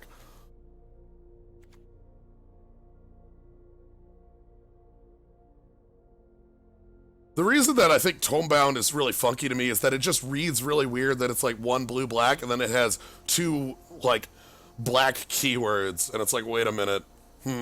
That's funky. So I'm gonna go with growth. Again, we're gonna kind of stick in this one color for the Mo. Sleep paralysis is pretty real. Okay, so now maybe the Bone Splinters, maybe the Shock. And again, maybe the Shock is the only red card in here, and that might be a sign not to pick up the Shock. But it is a reason to, like it's a pretty reasonable card for the red-green. The black is also here too, Bone Splinters. We saw some pretty decent black rolling around. I like the blue if it's got some stuff going on here. This thing's way expensive, but it's nice to have one of these Brightwood trackers. It gives you a late-game thing to do things with. I'm going to pick up the Shock, see if red-green is real. Here's Scamper Scorcher. That's a real-ass elemental card. Same with Frostlinks. Frostlinks is real good. Loving Charming's pretty real, and same with Thicket Crasher. So... And the Ripscale. There's actually a lot of stuff in here I like. Thicket Crasher's nice with the growth cycle. The trample is a lot more meaningful when you have Super Pump. Scamper Scorcher's fine. Moat Piranhas has Mox Piranhas. I think I'm okay with Thicket Crasher and keep rolling in with that. This is Scamper Scorcher's real, but it's a lot more real with some of the other elemental synergy that we don't immediately have. So pick up the Thicket Crasher. That'll work well with some of the... Okay, fine. Maybe I'm picking it up anyway. That's fine. There were some other cards in there that were pretty real that were worth picking up, but I actually like Center Corsair. That body's kind of big. Maniacal Rage, Woodland Champion. Whenever a token enters play under your control. Hey, we just had a token generator, huh? And this is a 2-mana 2/2. Alright, I'm liking that. That's good. Gets things rolling. I'm gonna take I think I'll take some Act of Treason. Keldon Raider gets things done. Infuriate gets things done. I think I'm okay picking up the Raider here. Some sideboard stuff of that Plummet. Don't really care about much of these. Loaming Shaman's playable. Scorch Splitters. Fine. Shared Summon. Search your 2 creatures with different names, put them in your hand. Alright. How does draw 2 for 5 at instant work? Up! Cloudstone Seer. So, draw 2 at instant for 5. Cloudkin Seer. Nestcaster Spider and a Center Corsair.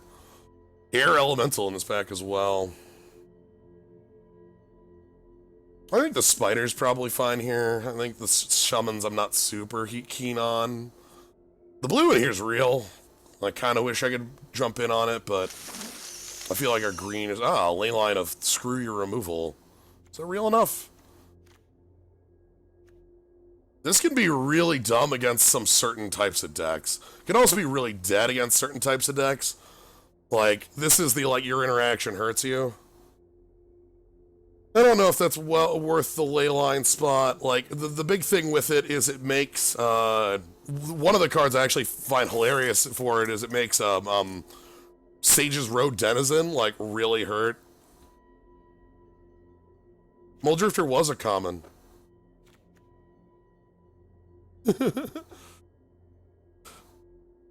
Ashes, the skeletons having a good day. I feel like they're like, maybe they're not having the best day. They're on fire. Maybe that's not a good day.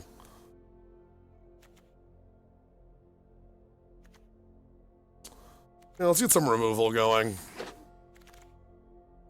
Ooh, the saddle. Hell yeah. And a brawler. And another Woodland Champion. Woodland Champion I like a lot. But I actually think the saddle's pretty good. So this is a 4 mana 3/3. It's a hill giant that can only be blocked by one creature, but it leaves behind a really nice piece of equipment. Also do like that Woodland Champion. We only have one token generator right now, but we could find more. Leafkin Druid down there too. Nice stuff in this pack. I'm liking this. Do I want a Lavakin Brawler? I feel like a Lavakin Brawler is also a really good pickup here. Because, like, we have a decent number of these, like, Leafkin Druid, Scamper Scorcher, etc. things, and we can kind of get that working better. Yeah, maybe I'll pick up the Brawler instead of the Saddle. Hope we table the Champion. There's a lot of stuff in here I'd love to table, but Chandra's Outrage. Sorry, Leafkin Druid. I love Leafkin Druid, but let's get some Chandra's Outrage going here.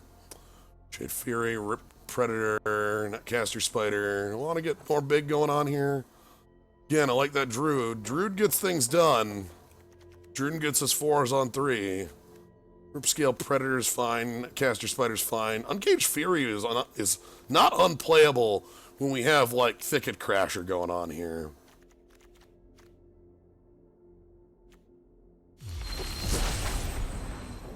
Hey, here's more Brawler, and Boreal Elemental is one of the things you also want to pump into there. Thicket Crashing, let's get more of that. Hey, how you doing, Vampire of the Dire? I don't like Gift of Paradise, I think the card's real poor. Goblin Bird Grabber. Bird Liker, Bird Haver, let's get more Thickets.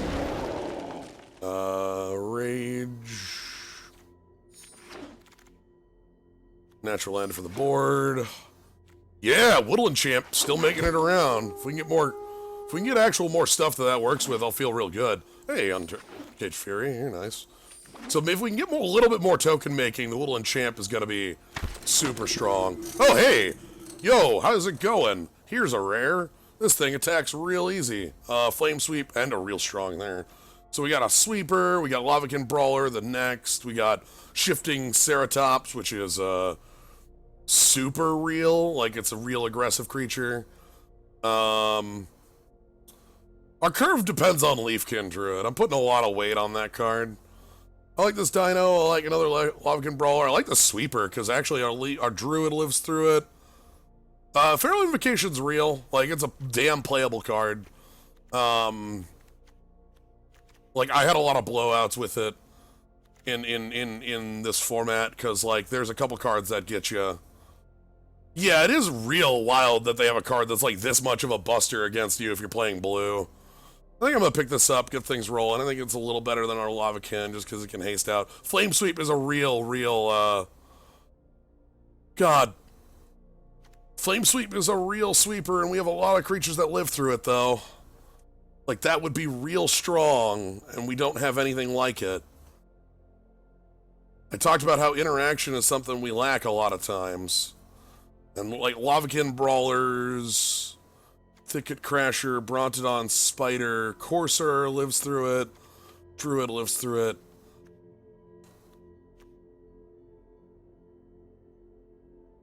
That's tough. That's not immediate. That's tough. Let's get a little bit of let's see if the Flame Sweep can let us get some. Oh, hey, nice dragon. Dog. Hold on, do you care about tokens? I'm sorry. You care about what now? Tokens, huh? Is that real? Cool. Chandra Spitfire, big. Treasures are tokens. Create 2 treasure tokens. Final word of the card.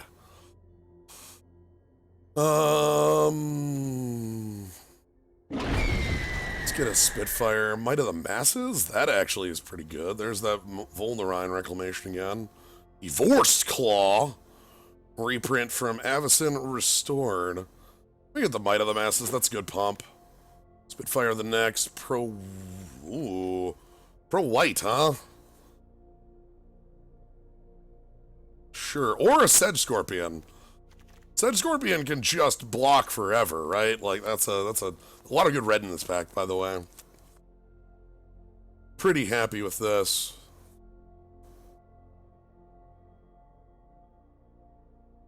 Here's a question, why the keyword treasure in the core set? Because core set is the place to do it. Like, they wanted to do it in the place where it felt like, you know, oh, we want this to be our norm rather than, like, because imagine the opposite. Like,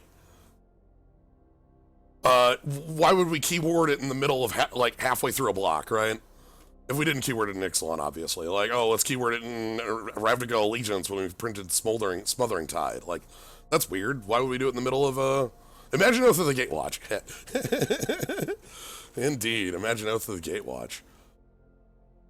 Killed by a Scorpion. Hey, another Dargon. Hell yeah. Hell yeah.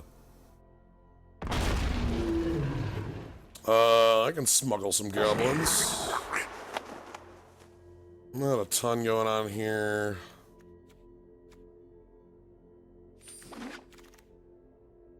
I'll take Feral Invocation, though. That's actually going to be a good trick. Then Wolfkin Bond actually can work out pretty well for us. More token mint-laking.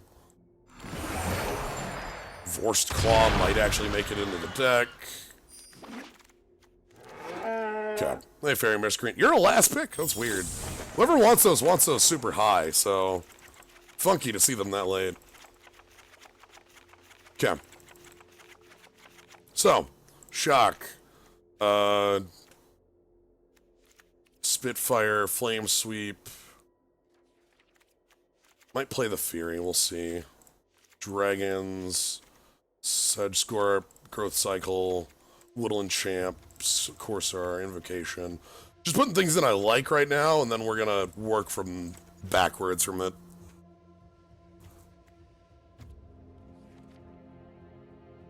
Scorched Spitter. I don't think we're that aggressive that we want a 1-drop that like attacks for 2, like that at least. Well, Elemental's nice.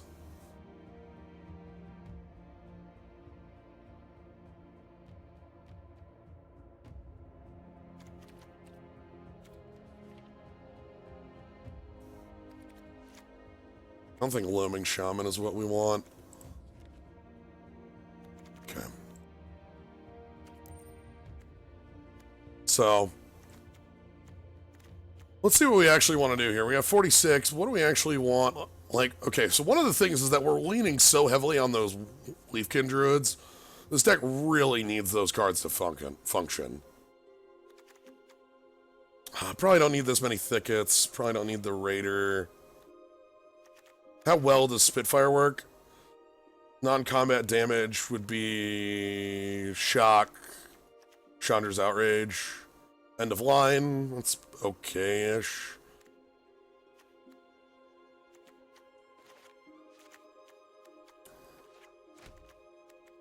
Dargons.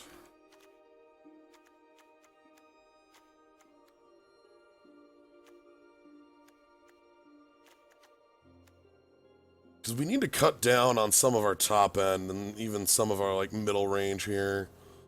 Reenact Treason deck.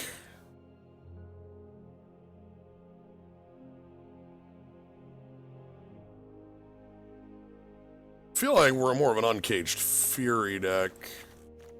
I feel like this card will do just fine.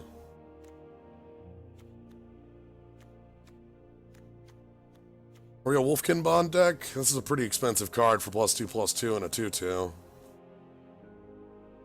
Like, yeah, we've got the Woodland Champ, but, like, I think we got better cards with the Woodland Champ, and I like Feral Invocation more. 2 left to cut.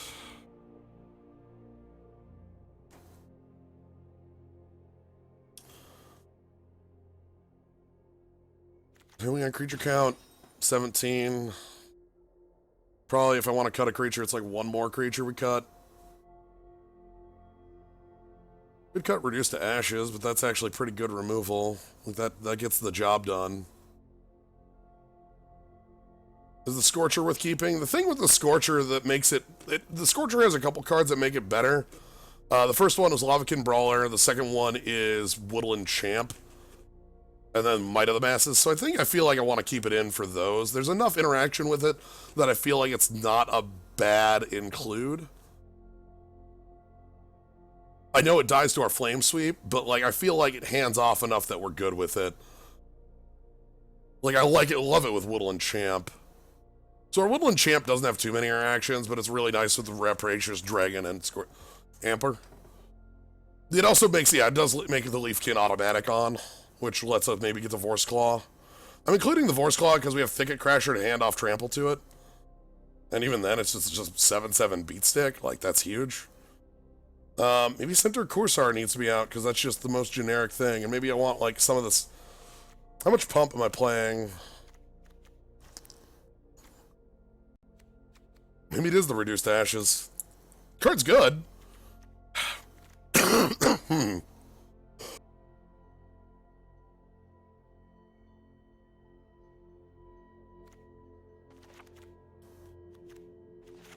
That feels bad. I don't know if cutting removal like that's actually where I want to be. We have a lot of Pump interaction. I like that a lot. I feel like that's kind of the cornerstone of our deck is like the Might of the Masses growth cycle. Even Feral Invocation seems real good with stuff. Are we wide enough for Might of the Masses? If your deck contains 2 creatures, you're wide enough for Might of the Masses. Sorry, if your board is 2 creatures, like... My line for playing Might of the Masses is creatures exist. Like, this doesn't need to be +6/+6, right? Like, if it's +2/+2, it probably wins the combat. So, yes. To answer your question, yes, we're absolutely wide enough for it. Alright, let's roll it. I don't think we need to remove there on 40, right? Yeah, 40, we don't need to remove from there. Cool. So I thought we were going fine. Because the Pump spells, I think, work really well with the Lavakin. Because the Lavakin's attack, pretty great. And then, like, Pump spell means that, like, they go for their double block and then get blown out.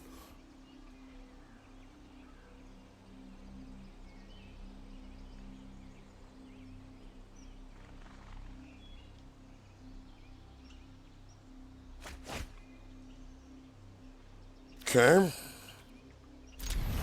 Not happy with this. I'm not unhappy with it. Sure, I don't care about Skeleton.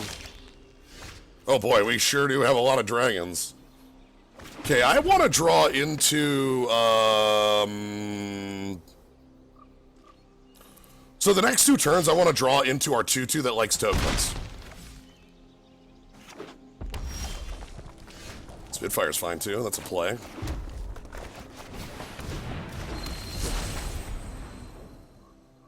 Because I have it on random, Abyss Hunted, I haven't changed it, so it changes at random.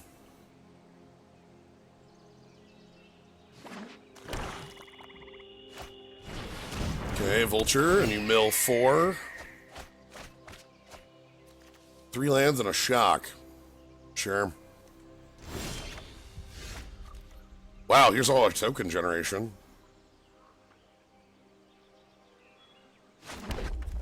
Okay, let's get Spitfire down as a blocker on the Vulture.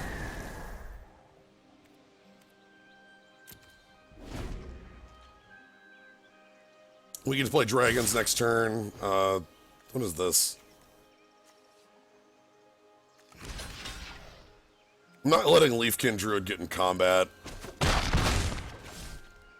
if they're gonna play a land in the 3/3 Hill Giant that kills something that was damaged, I'm not letting that kill Leafkin Druid. Yeah. I've read cards before.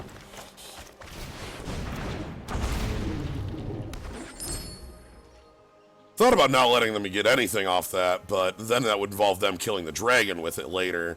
And I don't want the dragon to die to it. Alright. Cryptic Caves can sack to draw a card if you have 5 or more lands. Sure.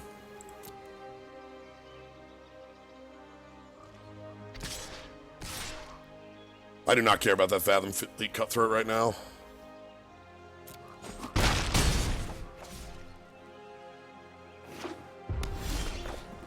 Hell yes! Oh, that's dumb as hell.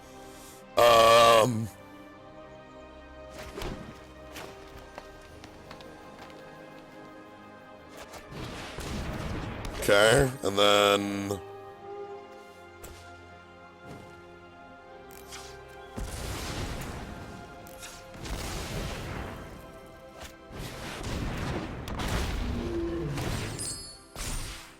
And then...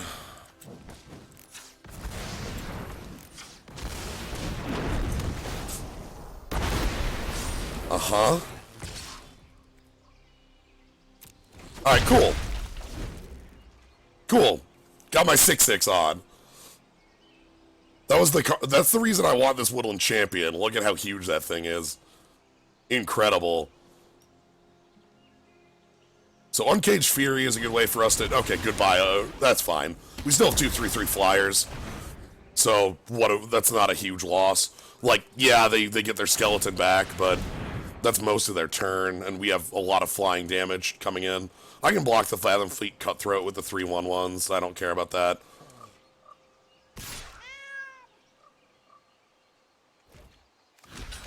That's what the 1/1s are here for, is to live and die.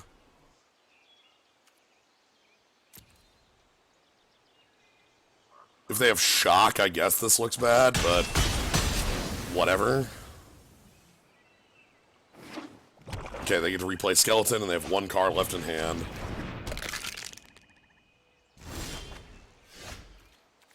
Okay, let's hold that.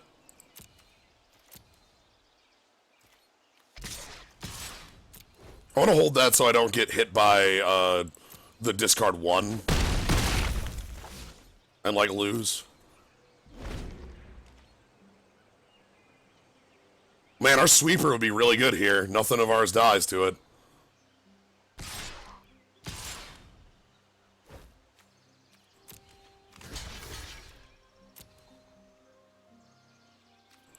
Alright, so we can attack for 11 next turn. Hey, Woodland Champ, how you doing?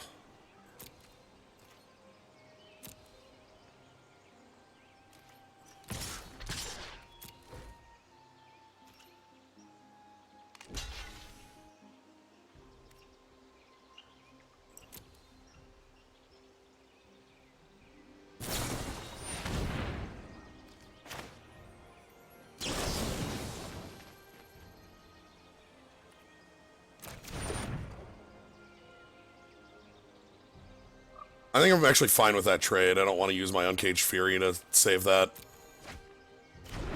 Because it's still going to just be a trade.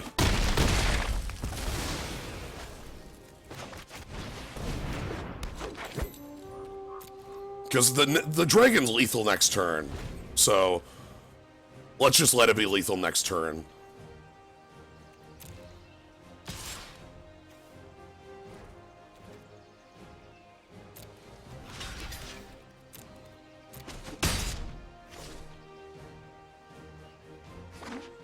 Land.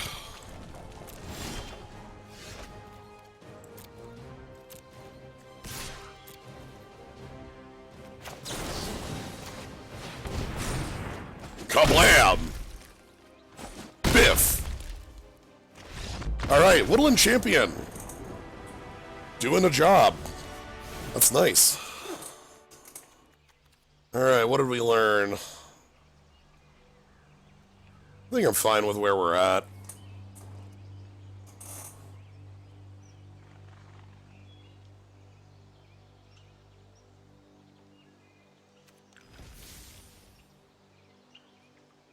I'm glad I got to show off our token plan, because, again, those champions are incredible cards.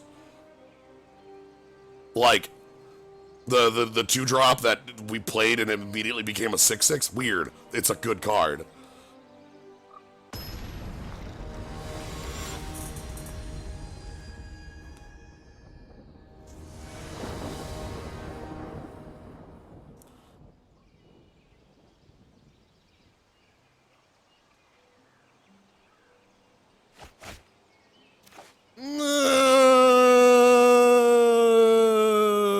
This has got to be a mulligan. If we had a green, I'd feel better about it, but let's... Yikes. Alright. Okay.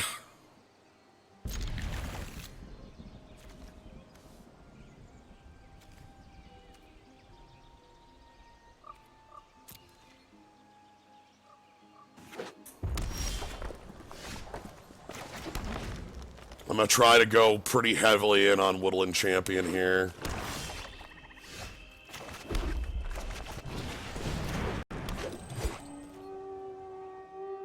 Now, if they have shock, whoops. Hell. Yeah, it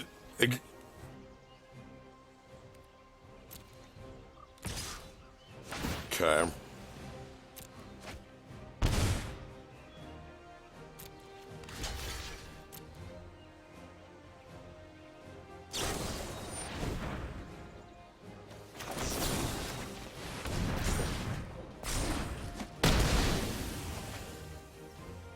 So we have a problem.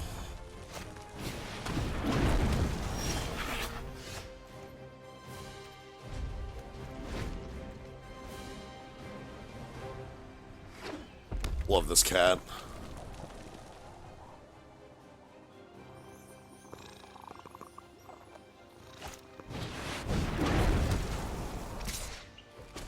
Alright, we're getting run down by the fact that we are on a mold of 5. That's okay. These things happen in the game of Magic. Let's learn a little bit more about our opponent's deck. They seem to be pretty elemental heavy.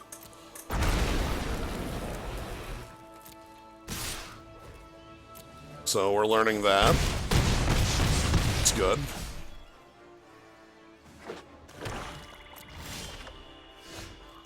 Alright. Anything else you want to show us before we die? No, okay.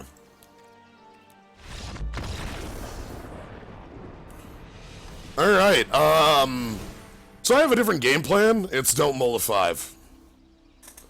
That's my new game plan. I just like to let you be updated on what my plan is for the upcoming match. I feel like our Flame Sweep is huge in this match.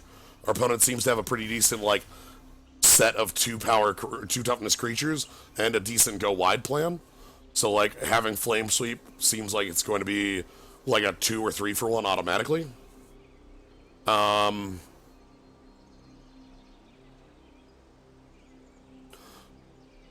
gonna try to find a keepable hand. I'm gonna try. We'll try lands and spells in combination. That's one that's always been an old standby of ours. See what Ajani's got for us.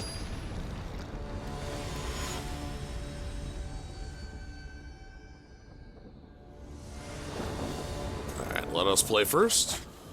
Alright, I can keep this, yes.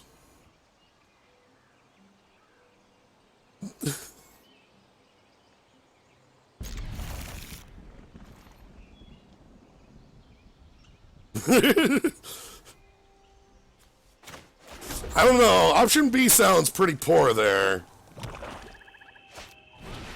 Hey, Skeleton. How you doing? Alright, we got dragons for days. Liking that. Liking that. skeleton in.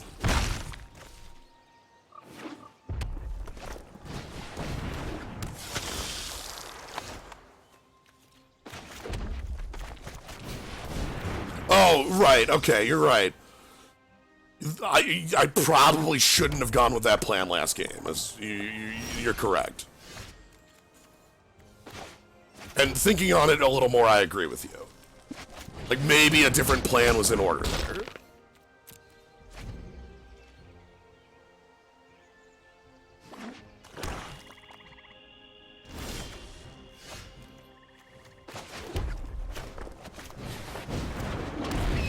Alright, I'm just going to attack with a 4/4 Lavakin Brawler. So I think their best play here is to give a Death Touch. But if they just want to chump block all day, I'm fine with that too. Because I can play dragons, I can play pump spells, I can... Like, if they want to just keep spending their mana on rebuy skeleton for like the next 20 years, I ain't gonna stop you. Sure. Fire Elemental.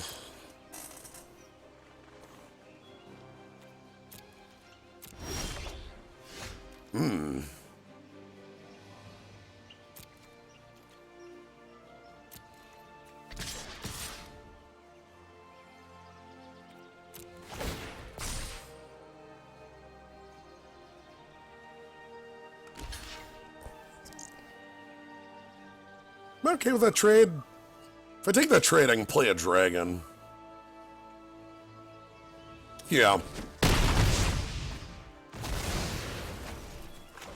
Let's trade 4 for 5.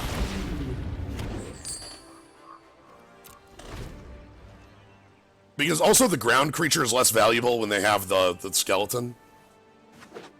Okay, so they can sack that to draw. There's the skeleton.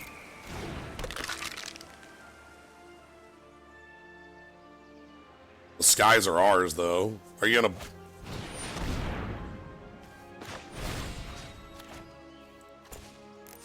It's 5 damage, right?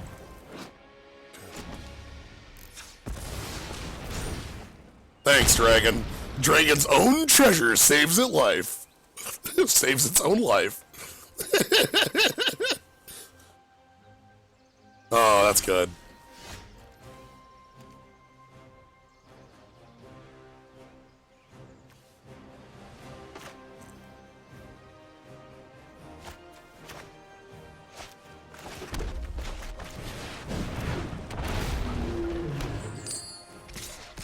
Let's just...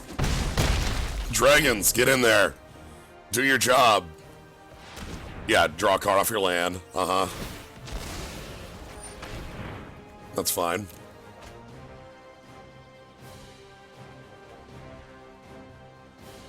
You need to draw flyers and removal. And/or. Sure, you can now unblockable your blood. The blood is now unblockable. I cannot stop blood. Yep, unblockable blood.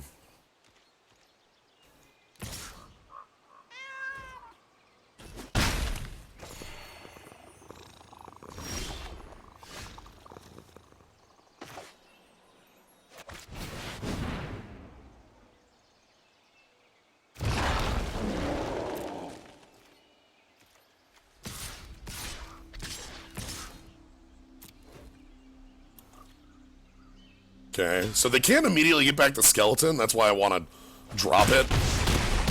Because, like, they have to pay on their turn to rebuy skeleton. Now they're at 10. Like, they're in danger mode. Sure, I don't care about that at all. There's still a lot of flyers you got problems for.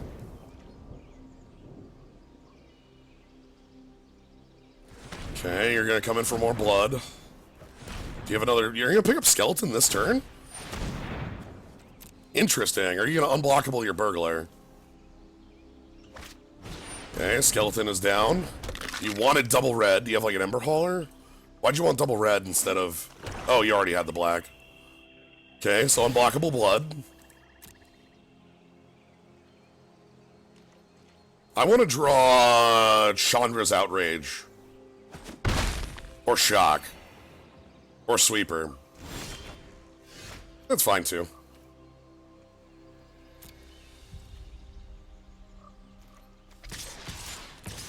Let's get in there. And the thing, Crasher does trample, so they have to have like disfigure here, or they might have the, oh, infuriate. That trades.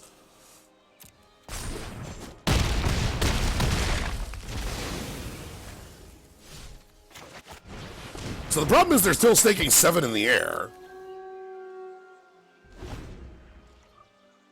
Right? Like, they go to 7 off Blood Burglar and then die. Yeah, the game over.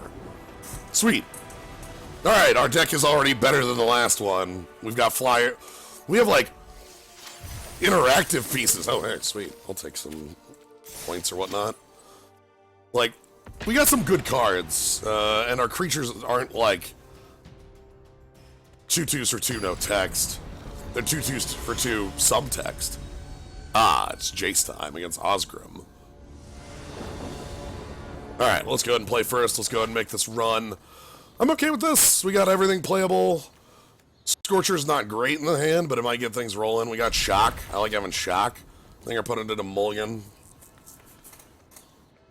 I saw a Wiggle over there, so I think they're on a Mulda 6.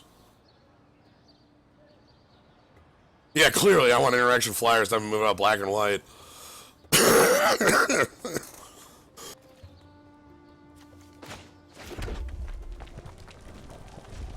Alright, so they're on the Mulda 6.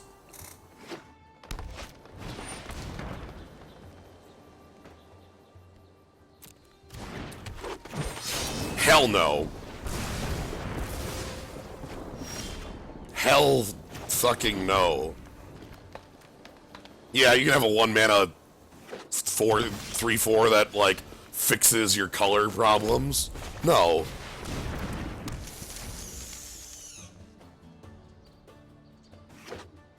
Okay. Oh, sweet. That's not big enough.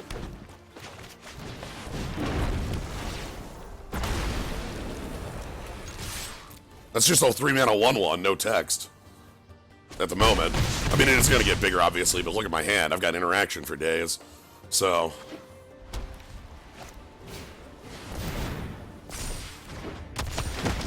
Okay. Could run that down. Trying to Spitfire.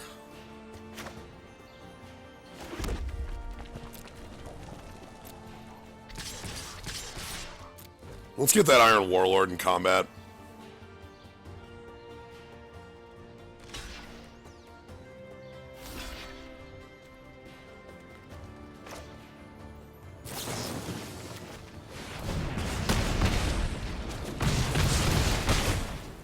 Okay, and we'll have to growth cycle over the night.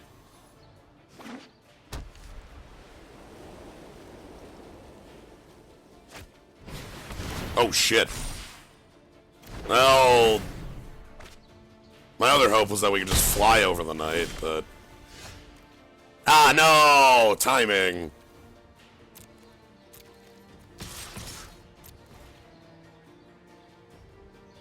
It's fine, they have to block this.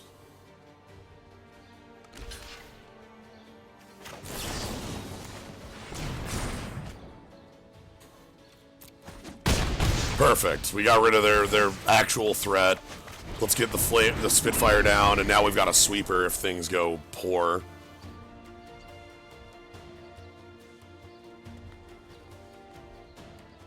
They're probably gonna like removal spell on Spitfire, pacifism of some type. I don't know.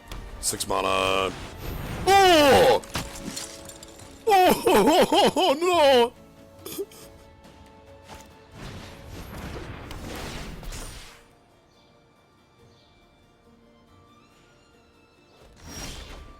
Yikes!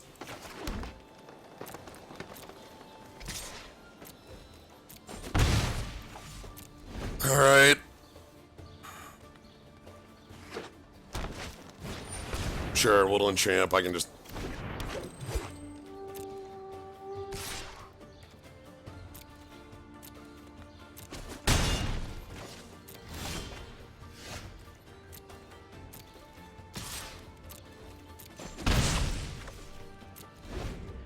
Okay.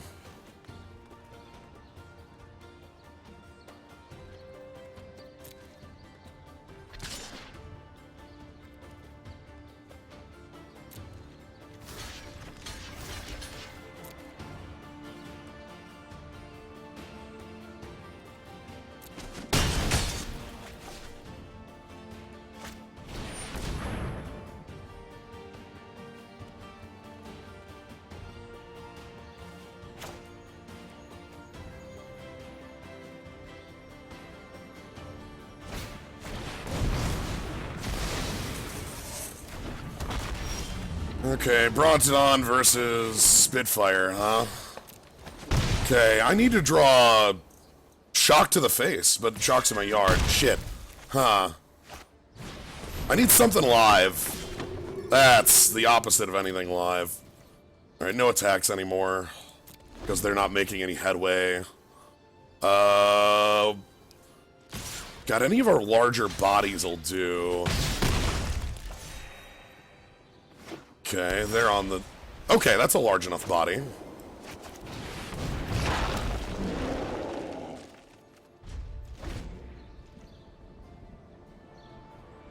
That'll trade with Bronzodon.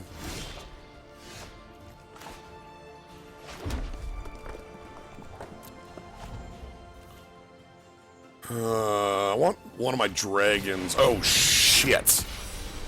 Flyer, huh? Oh, I don't have any real good cards to deal with that, especially on this much mana. Can't pump itself. It's another target creature with flying. So they can't just lethal me here.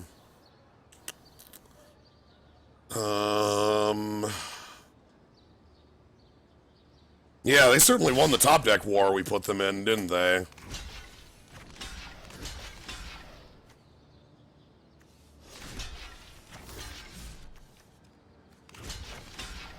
We go this way. If they have a pump spell, we're dead anyway, so there's no point in playing around it.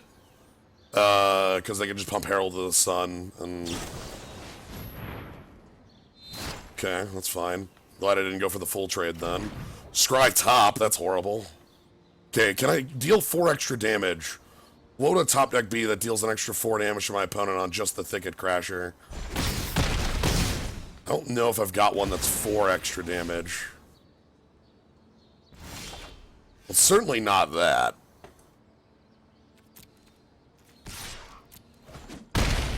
Double Strike, yeah, that would be it. Because I couldn't name it, I couldn't call it. Yeah, I certainly lost. Ooh, okay. So you've got top-end threats. 4/4 Angels, we need to be a little bit wary of those and save our, like, Chandra's Outrages for things like that. And maybe that actually means we want in, Ashes? We still want the Flame Sweep. That showed, like, your deck seems like it really wants those. We have a Plummet as well if we wanted to bring that in instead. The reason I like Reduced to Ashes is they also have that, like, O5. Huh.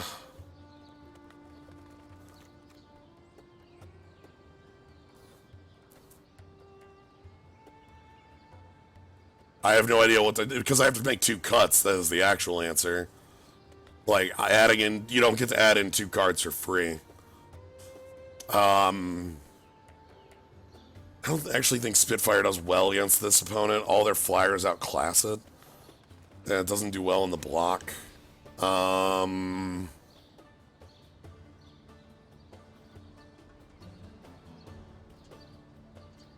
don't want to cut another creature.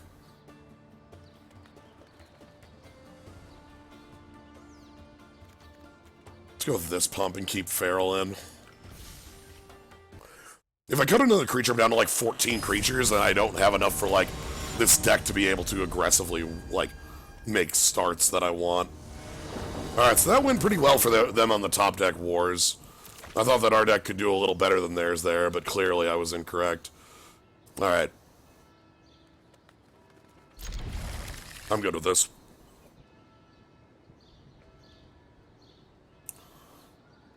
Oh boy, how deep in the mulligans are they going over there? I see wiggling. Oh dear. One thing that's nice about the London mulligan is, wow, to 5, oof, is that it's a lot easier to find a capable hand, even on like a 5, because you can force it to be like, okay, well, it's at least, you know, plays I can make on time.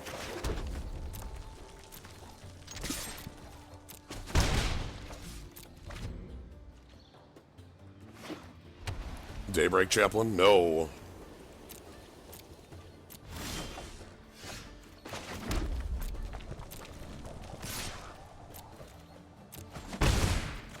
Okay, I wish I had a little bit more aggression to be able to push this, like, they're on the mold of 5, so I want to be able to, like, aggressively stop them from doing anything. That stuffs every single thing I'm doing here, doesn't it? F.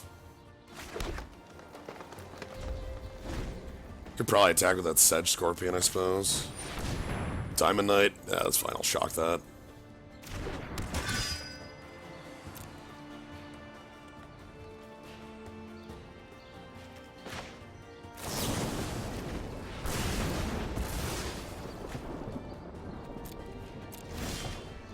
Okay, Dragon's here. That's necessary.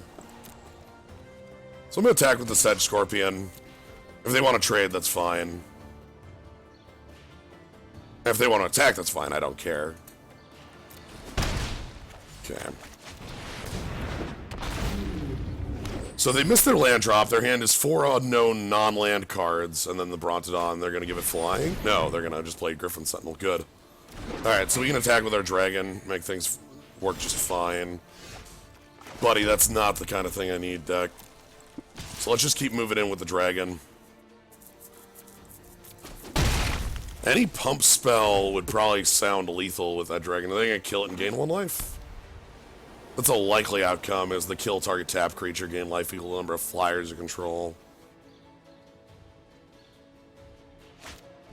No, more Griffin Sentinels. Alright, fine by me. We have a Netcaster Spider, so they can't attack. These are, like, basically nothing cards at the mo. Speaking of nothing cards...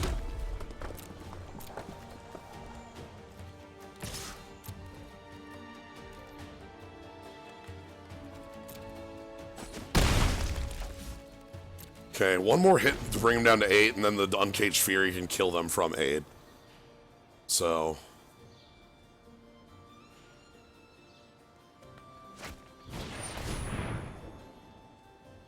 Ouch! No Scuttlebutt to save me there. Exile at Scry.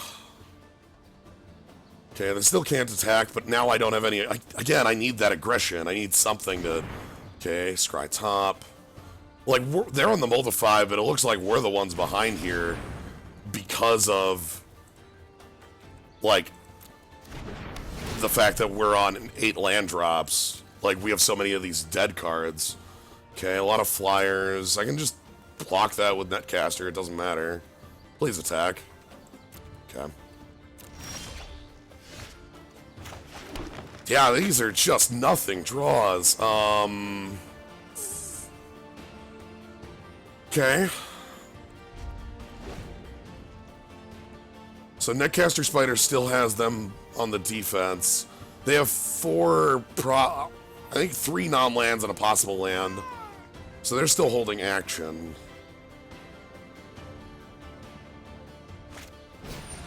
Glaring Aegis, sure. Okay, that Brontodon's now huge, but that's not... as long as it's attacking, I don't care. Tap the spider, right?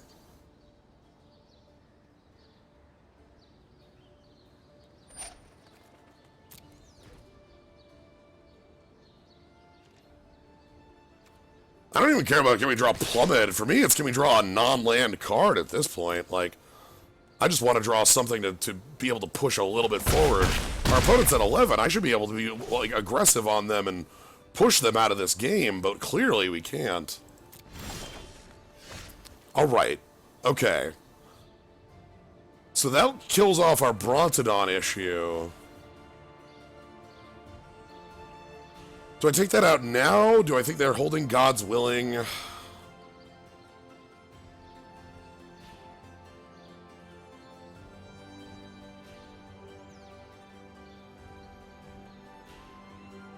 don't know if they're holding God's Willing.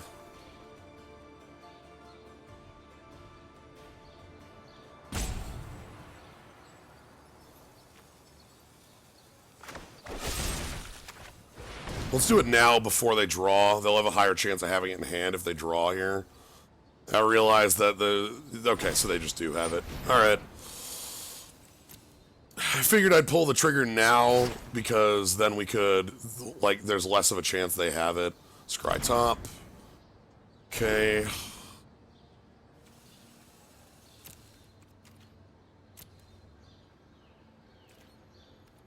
No attacks.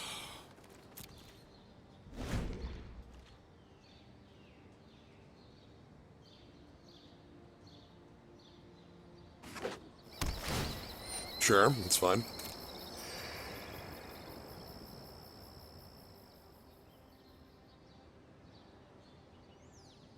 Passive as my spider in some way.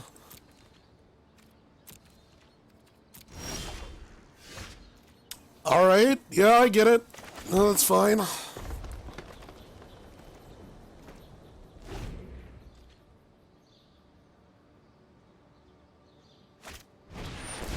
Okay, there's that Warlord. It's pretty huge, but we have a Sedge Scorpion to hold it off.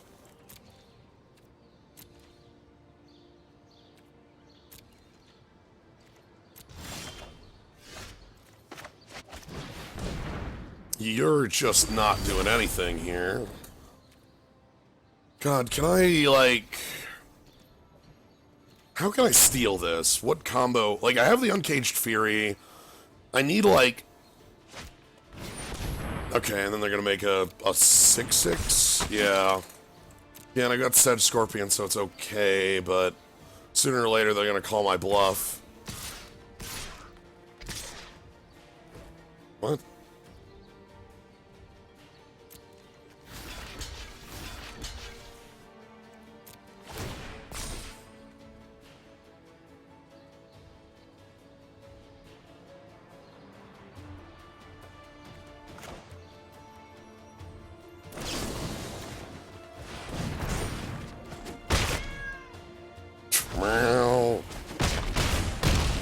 Okay.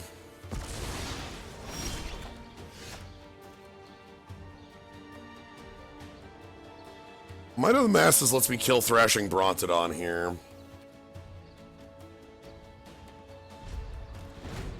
My Kingdom... Oh my god, so you get to play Angels right now, right? That's your hand is...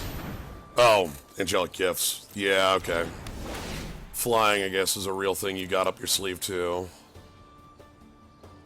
I don't have a lot of defenses for that. So again, I can kill the Brontodon with the Might of the Masses. How's it going? Not great. We kept a fine 7 and are currently at 10 lands, so our opponent has been able to just sort of recover very nicely from a mulligan. So, do this, we get 7/6, we kill their Brontodon, we go to 2, and hopefully we can find a way out. You're not super huge. Okay, let's get in with that Sedge Scorpion now. Okay, so I can block the Captain, go to 1, and then we die, right? Sure, Reclaimer. It's fine. So we gotta block that. We go to 1.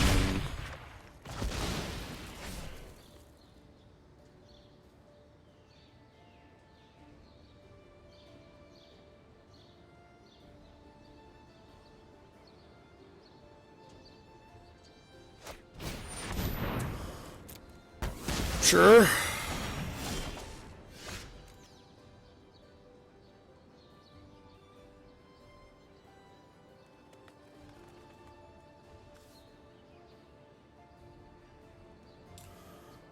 Yeah, that's not gonna cut it.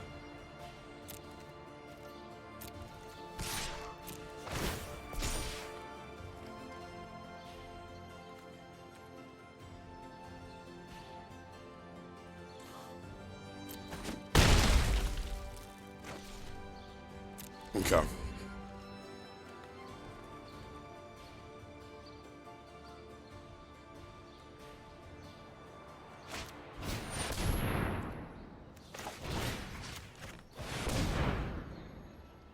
Okay.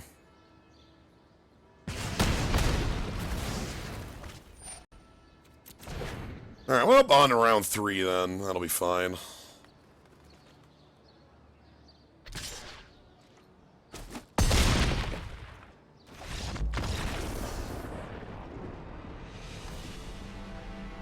Yeah, damn.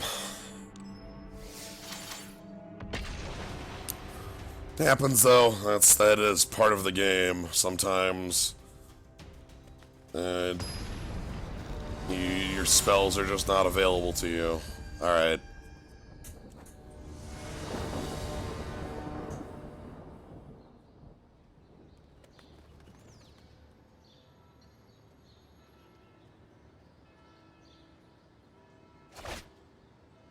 Sure, I like seeing Scorcher and the Woodland Champion in a hand. Okay, Brawler to go with the Scorcher. That's nice.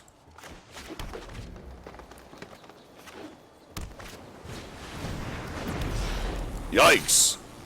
Alright. Opponent flying out the gates. I get it.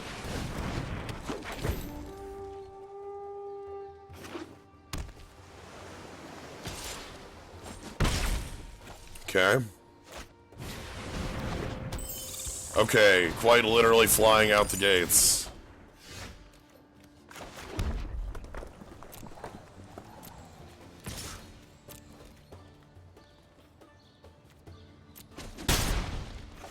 Okay.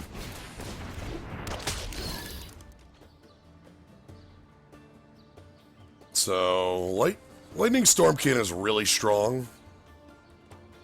It's a really good, like, hasty threat. I think I'll pump this.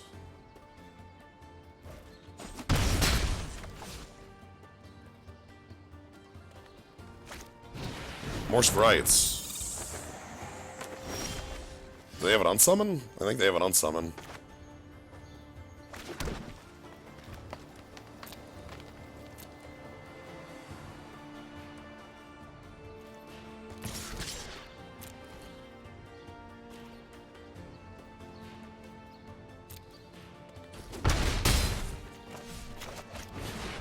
Okay, let's play the Brawler and see if they bounce the Brawler.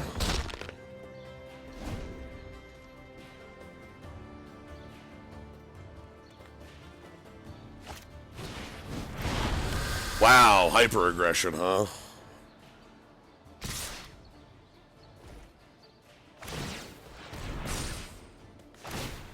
Okay, alright, let's kill him. So, like,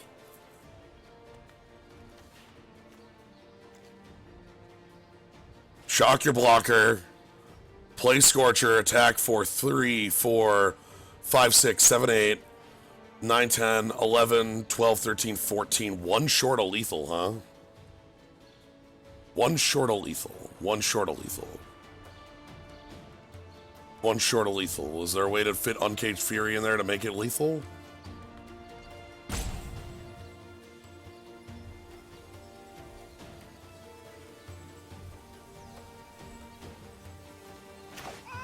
I don't think so. Well, how about 8, 9, 10, 11? No, we gotta do Scorcher.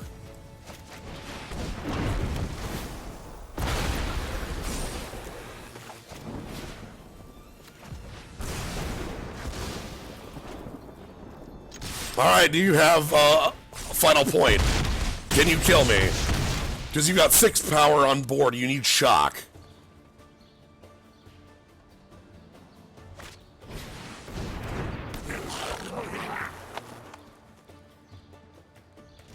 Oh no! Oh my god.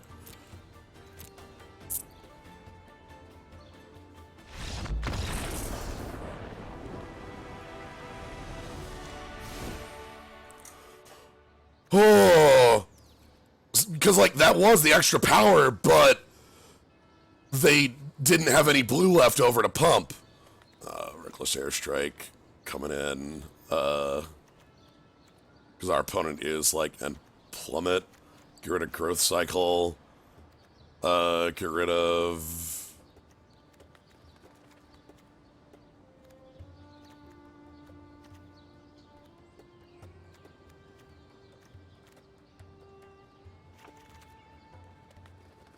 Okay. Our opponent's deck seems to be like a deck that doesn't care about the fact that they're on 3 lands. Like, they're playing a 1-mana aggressive, like, 1-drop, multiple Metropolis Sprites. They are the beatdown, and they are the quick beatdown. They do not strike me as somebody who plans on a game lasting past, like, those turns. I'm going to keep this. I think this is the kind of hand that loses us the game against our opponent, though. We'll see. I'm keeping this because it has Lavakin Brawler plus Scorcher. Now, do they... Yeah, Scorch Spitter. So they're, like, right out the gates. They're the rush down.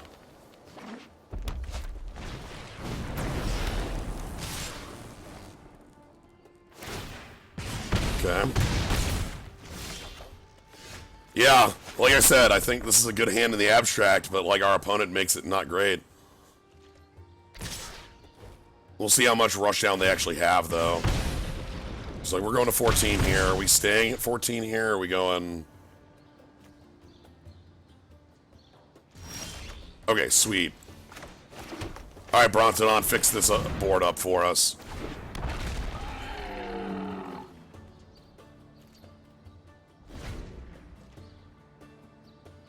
They don't have their evasive plan. They're off blue. Because they're off blue, I think we're fine. If they actually had their 3rd land here or were on blue, I think we would have a lot more problems. But right now, all we have to do is, you know, play credible threats.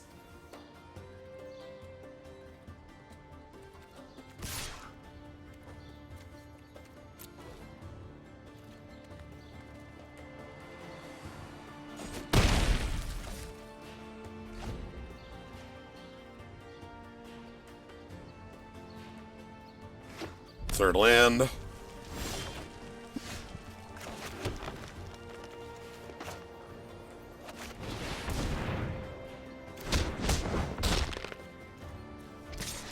So yeah, damn. Okay, I really like our opponent's deck. I think it's a really cool deck. I feel like they stumbled here. They're missing their blue.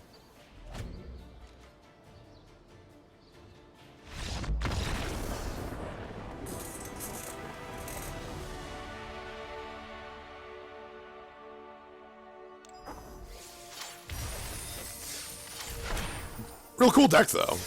Alright. Keep rolling. I like, that sort of aggression can run over people real fast, you know? If you're, like, an opponent who misses, you're a player who misses your 2-drop, or, God forbid, your 3, like, that sort of, like, you know, 2-power haste, you know, evasion creature, that'll kill you quick. I'm okay on this. We get to ramp a lot. Our deck ramps a lot into nothing. That's sort of a missing piece here, ain't it? Like, we have all these ramp spells, and then it's like, alright, so what do you do after you have 10 mana? Question mark? Uh-oh. Fairy Miscreant player.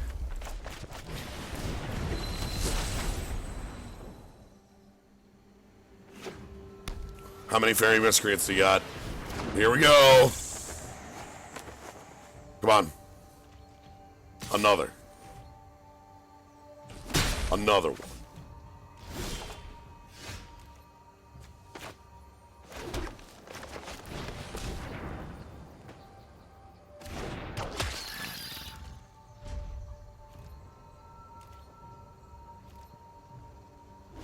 Alright.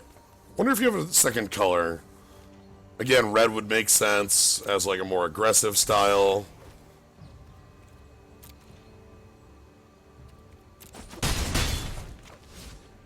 Based on the pre-releases. Oh, white, so you're like the flyer deck. Pre-release release, feelings on this? Oh boy. I think some of the themes work really well. I think some of them work very poorly.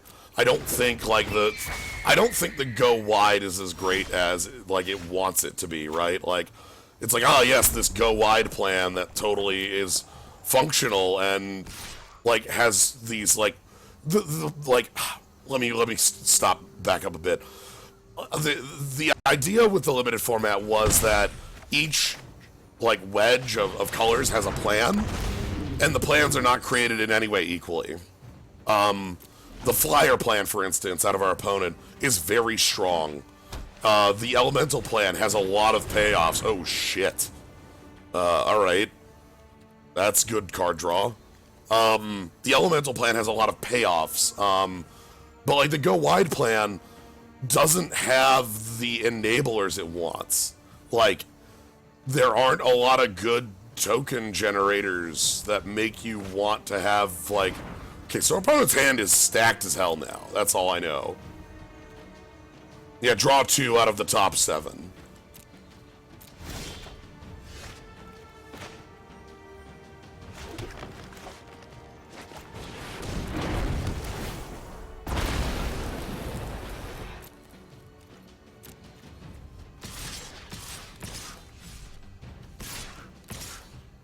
Let's get in there. So I'm going to go ahead and use Growth Cycle to kill Warden of Evos Isle. The main reason here is that I actually don't want them to have reduced costs. Like, this is one of the... So here's a token generator, for instance. The problem being that this token generator is one that's super highly valued in not the token generating deck. It's also not in the colors of it, to my... Like, one of the best token generators isn't in the token generating color, shard. The idea is supposed to be that the token generating shard is... Oh, buddy, that's Flash. Okay, pretty glad I killed off your thing that makes all your flyers cheap or whatnot. I need more cards. Shit! Shit! Huh, shit, huh, fuck.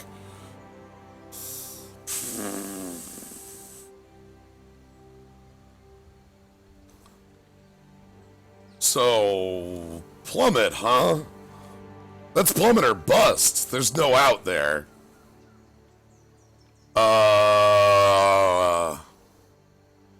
Okay.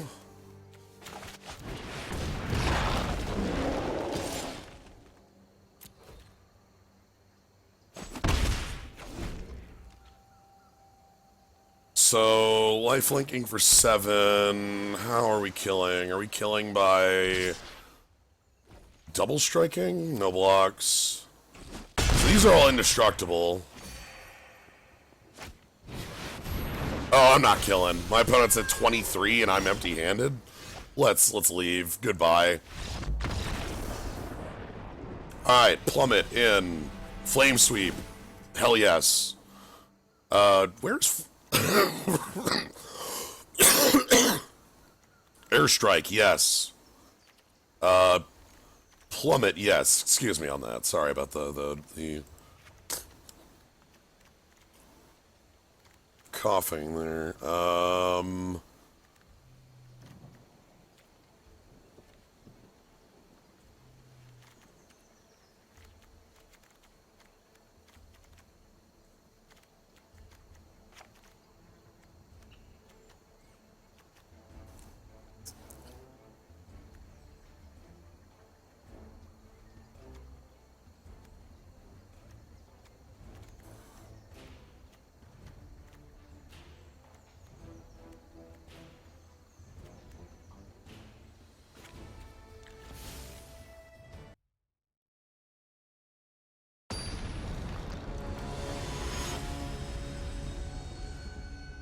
I'm gonna make the worst of choices on my sideboard and cut a land.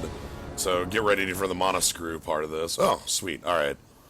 Alright, so we should be able to keep these flyers under control here.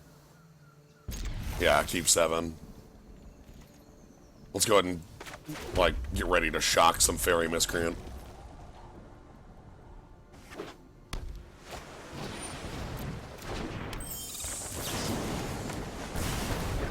Yeah, no.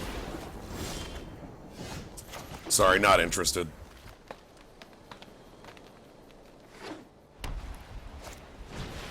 Okay, let's... like, barely acceptable level of removal. Ooh, need a land. Okay. So they probably grabbed a island off that. Then Fairy Miscreant. Okay.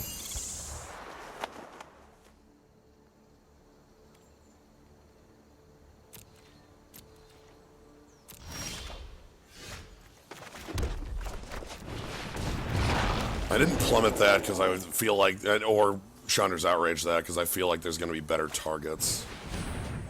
Well, okay. Do it again. Okay. So now...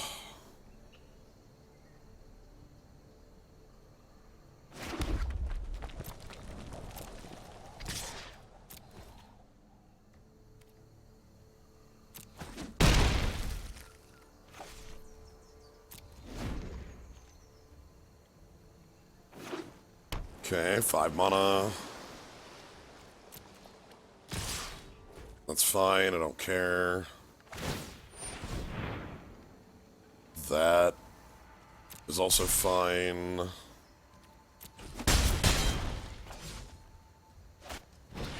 Hey, there's a thing for us to kill. Cool. Get out of here. This is doing fine. We've got, like, aggression. We've got, like... Let's deal 3 damage to target creature with flying. Get out of here, Fairy Miscreant. You're the actual threat.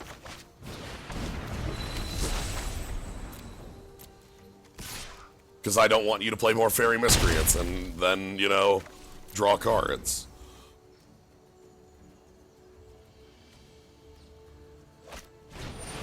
Sure. Okay, so I need something aggressive.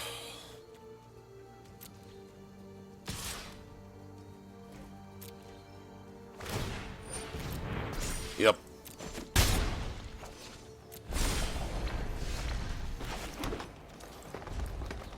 Okay. Okay, they're on 6. Pump. And,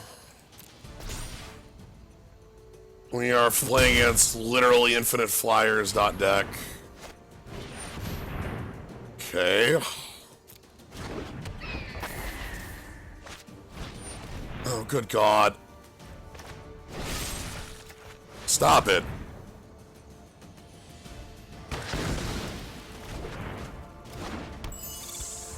Where's my sweeper? That's garbage. Oh, God. Okay. So we're going to take 4...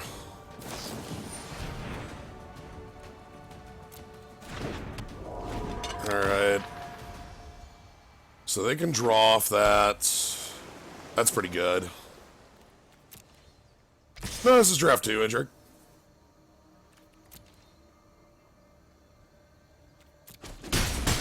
Alright, so I think I really need to draw the sweeper, like, right now. Why didn't they pump?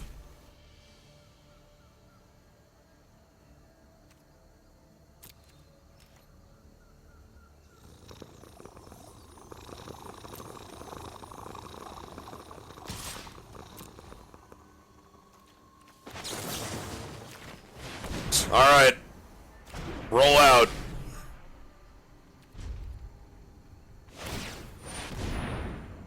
Leafkin Druid, get things rolling.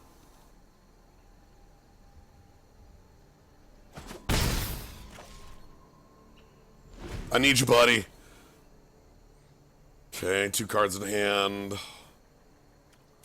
So they can attack me for most of my life total. I need to draw... Shock? No, these are both in my yard. Shit. I need my sweeper. Let's be real here. I need the sweeper. Because we need 2 more damage for Leafkin Druid to be a lethal.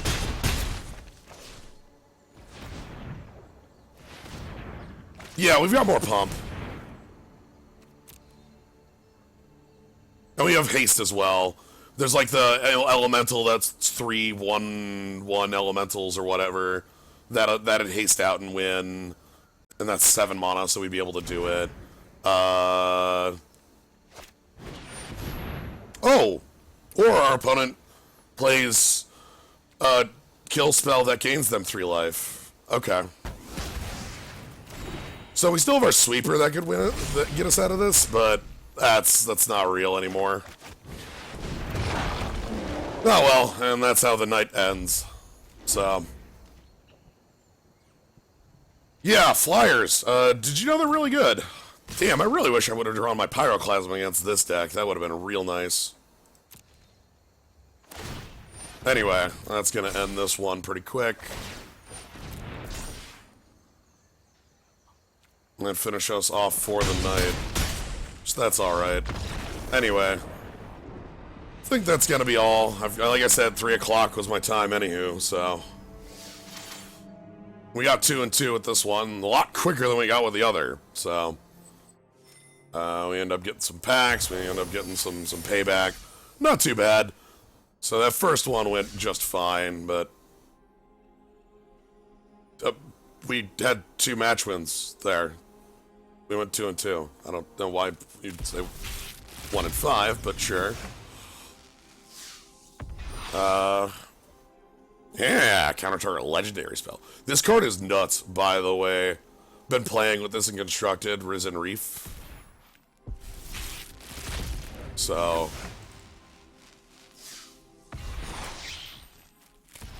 yeah, would not be surprised. Like, Risen Reef is really, really powerful. Young Pyromancer, oh boy. That sounds a lot like cheating to me. Ah, I like prop pack. I guess I gotta put a orb in.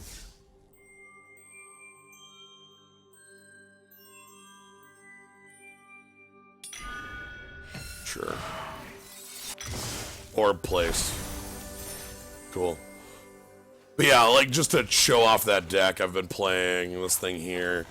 This thing has been spicy as hell. This is, Teamer Elementals.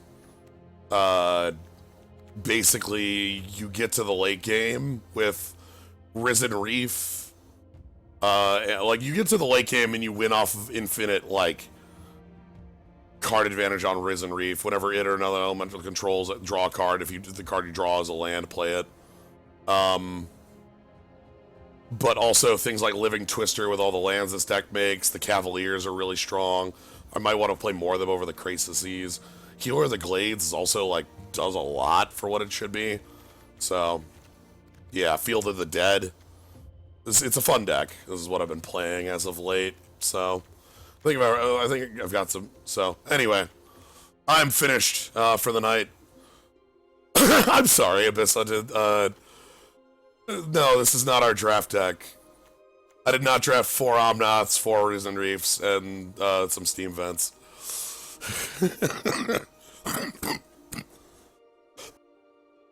Anyway, that's gonna be all for tonight. Thank you all for joining. Hope you all had a fun time with this. I got to have a good time seeing how different things worked in this format. It's good to know that the end of the day, the Gruul plan actually is pretty effective, even if you never do draw your sweeper. Sweeper, I think, was a real pick, though. That card would have been a real key in a lot of situations. Anyway, thank you all for joining. Have a good night, everybody.